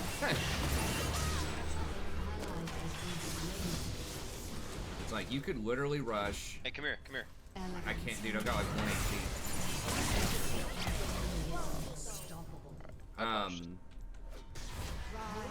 You could rush Essence Reaver, you could rush Blade the Ruined King, you could rush Infinity Edge. Hell, you could probably rush Bloodthirster, and it would have been a better build. Just anything that has AD in it. Oblivion or stasis. I will. Or even just complete the mana meter.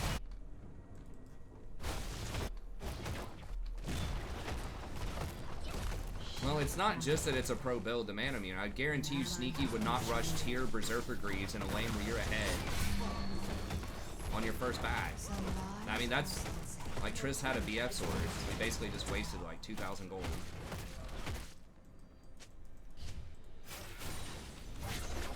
It's like if you're going a tier build with most champs, you gotta get mana immune build. You gotta get pickaxe first. As the wars of gods rage on, humanity quietly rises.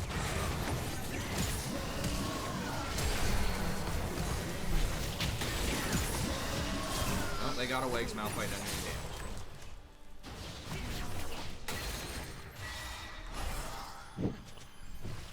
Hey, stop going in. Nah. Red Kanan and no tanks. I think Kane's fine. It's not great. It's just like our entire comp is breaking down because Triss doesn't do any damage. Is the problem.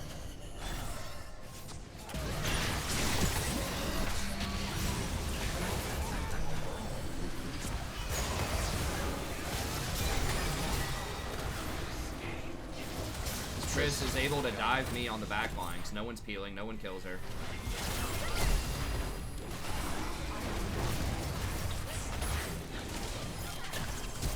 Coming. From order and chaos,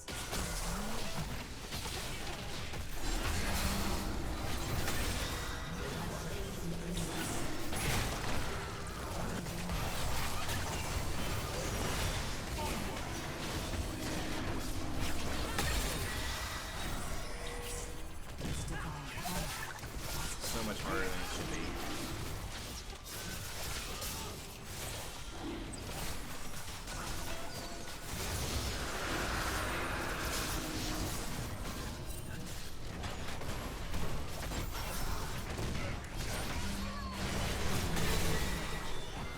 Really? Yeah, we got enough damage. Dude, they literally walk away with like 5% health every fight. Oh, God. the night is long. Oh, that's alright, man.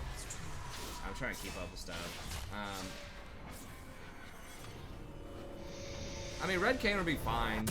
Like, I do think Red Cane in general is better than Blue Cane, but I really don't think Cane's a huge problem.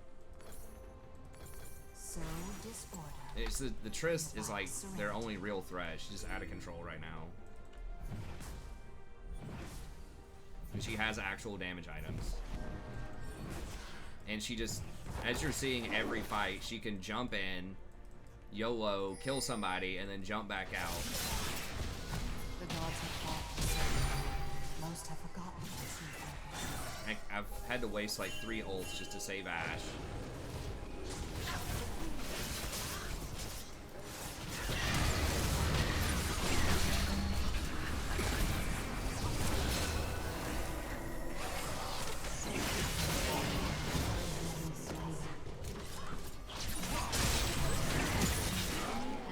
Okay, I mean, he could have just walked out, I think.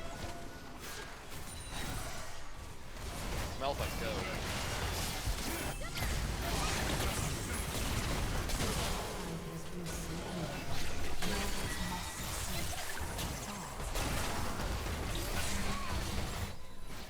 Enemy rampage. Wait, what the f— are you kidding? Titanic Hydra Malphite? What is wrong with these kids? Should our God, dude. I had to have a stroke. Why would you— he doesn't even— he doesn't have a single AD ratio, does he? Did I kill it for bronze? Oh, we're gonna lose to the Lee Sin top. Yeah, I mean, we're losing to our own items. Like, it's so bad. So bad. a great I'm actually in shock. Why would you ever go Titanic over Ludens? Or, like, any kind of burst. I think Ludens is— you're gonna get an AP item, like—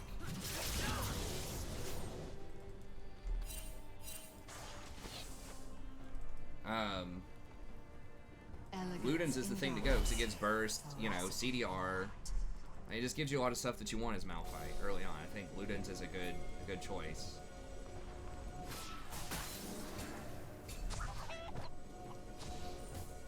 Maybe even Proto Bell, so you can get closer. I don't know, but it's something. I might get caught here. with Triss is coming purpose over. and finality. It's like unbelievable. Like, if either one of them just built optimal items. Ashe is finally getting something somewhat remotely respectable. Had to wait 30 minutes for it. Thrive in the liminal. Lee Sin has fallen off.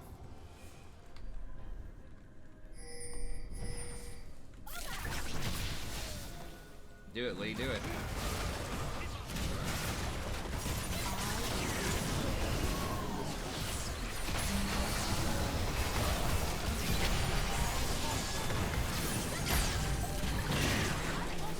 just have so much CC also, so...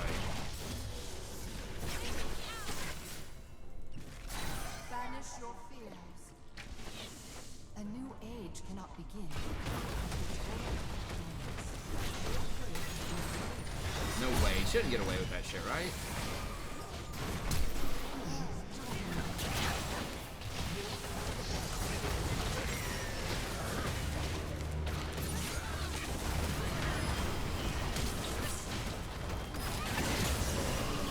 Oh my god.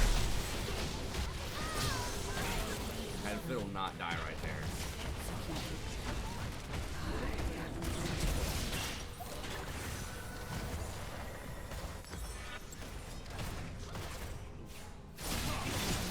It doesn't even make any sense. Like, the Malphite, like, makes zero sense. I mean, I guess I guess his W is like an auto attack reset. I mean, I'm trying to. It's 100% wrong, but I'm trying to understand his logic.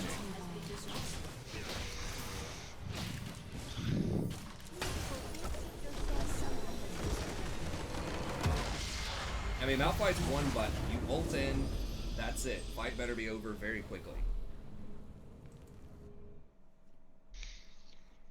What a game to go out on. Yeah, that was a rough one.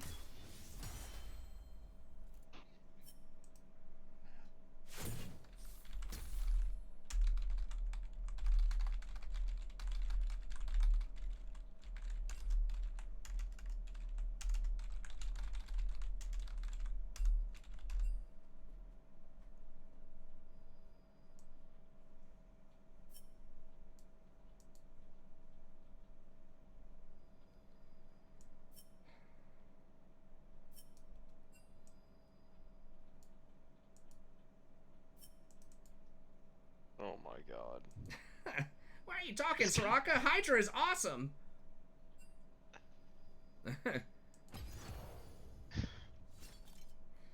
Alright, man. Well, I'll catch you next time. Yeah, I'll catch you. Take care. Yeah, you too. Yeah, sorry I was a bit negative last night. It was just like, it was so bad. Like, so bad. I don't even nitpick a lot of stuff. Like I said, if she opened, like, Infinity Edge, which isn't really, like, awesome in the meta, it's like, okay, you know, or Essence Reaver. Hell, even Bloodthirster, like I said. But you have to get AD early. On, like, 90% of AD carries, there are a select few where, you know, maybe you can get some attack speed early, or whatever, but you have to have AD. If you're going a Muramana build, you have to have Pickaxe. You cannot get Tier 2 boots and Tear of the Goddess on the same back, right? Like, the Tier 2 boots are like 1,200 gold or something, I think. They might even be more. I think it might even be like 1,300 gold. And then Tear of the Goddess is like 850 of completely wasted stats in the early game. So it's like, if you're going for a Muramana, like, yes, it's nice when it's completed at 2,400, but you've got this gap, this 850 gold gap, that's like worthless to most champions. Yes, it does let you throw a couple more W's, whatever, but it's not what we need. And you saw some of those fights were, they were so close. Like, we would have easily 2-0'd them in that one fight that ended up going 1-for-1, but Ashe just didn't do any damage. And then once Trist got items, then she can just snowball really hard. Like, Trist, people don't play Trist because she doesn't scale well or because she doesn't snowball hard. It's because she can't control waves with her explosive shot, and she's very close range, so you can abuse her in the early game. But when she gets really fed, she can jump in, you know, she just does a ton of damage off of her bombs, and then allows her to double jump for, you know, like 1,800 range worth of movement for an 80 carry, which is really strong. And she has her ult also, which is a lot of damage early on a low cooldown that also gives her a level of safety. So in other words, you really don't want to fall behind on Triss, because she can bomb you and double jump, and you're not going to get away, especially on something like Soraka. So it was just terrible. It was terrible. And then the Malphite was ahead, but the tank build, it's like, okay, I get it, full tank. I wish, you know, Ludens, maybe Leandries, just something that does some extra damage, because, you know, once you ult, you're pretty worthless. You run around, you auto, you've got your E, you know, you've got a couple of things, but it's not that much. But definitely not Titanic Hydra. It just, you have, I mean, it's literally no AD ratios, right? I don't think I've ever seen that on Malphite.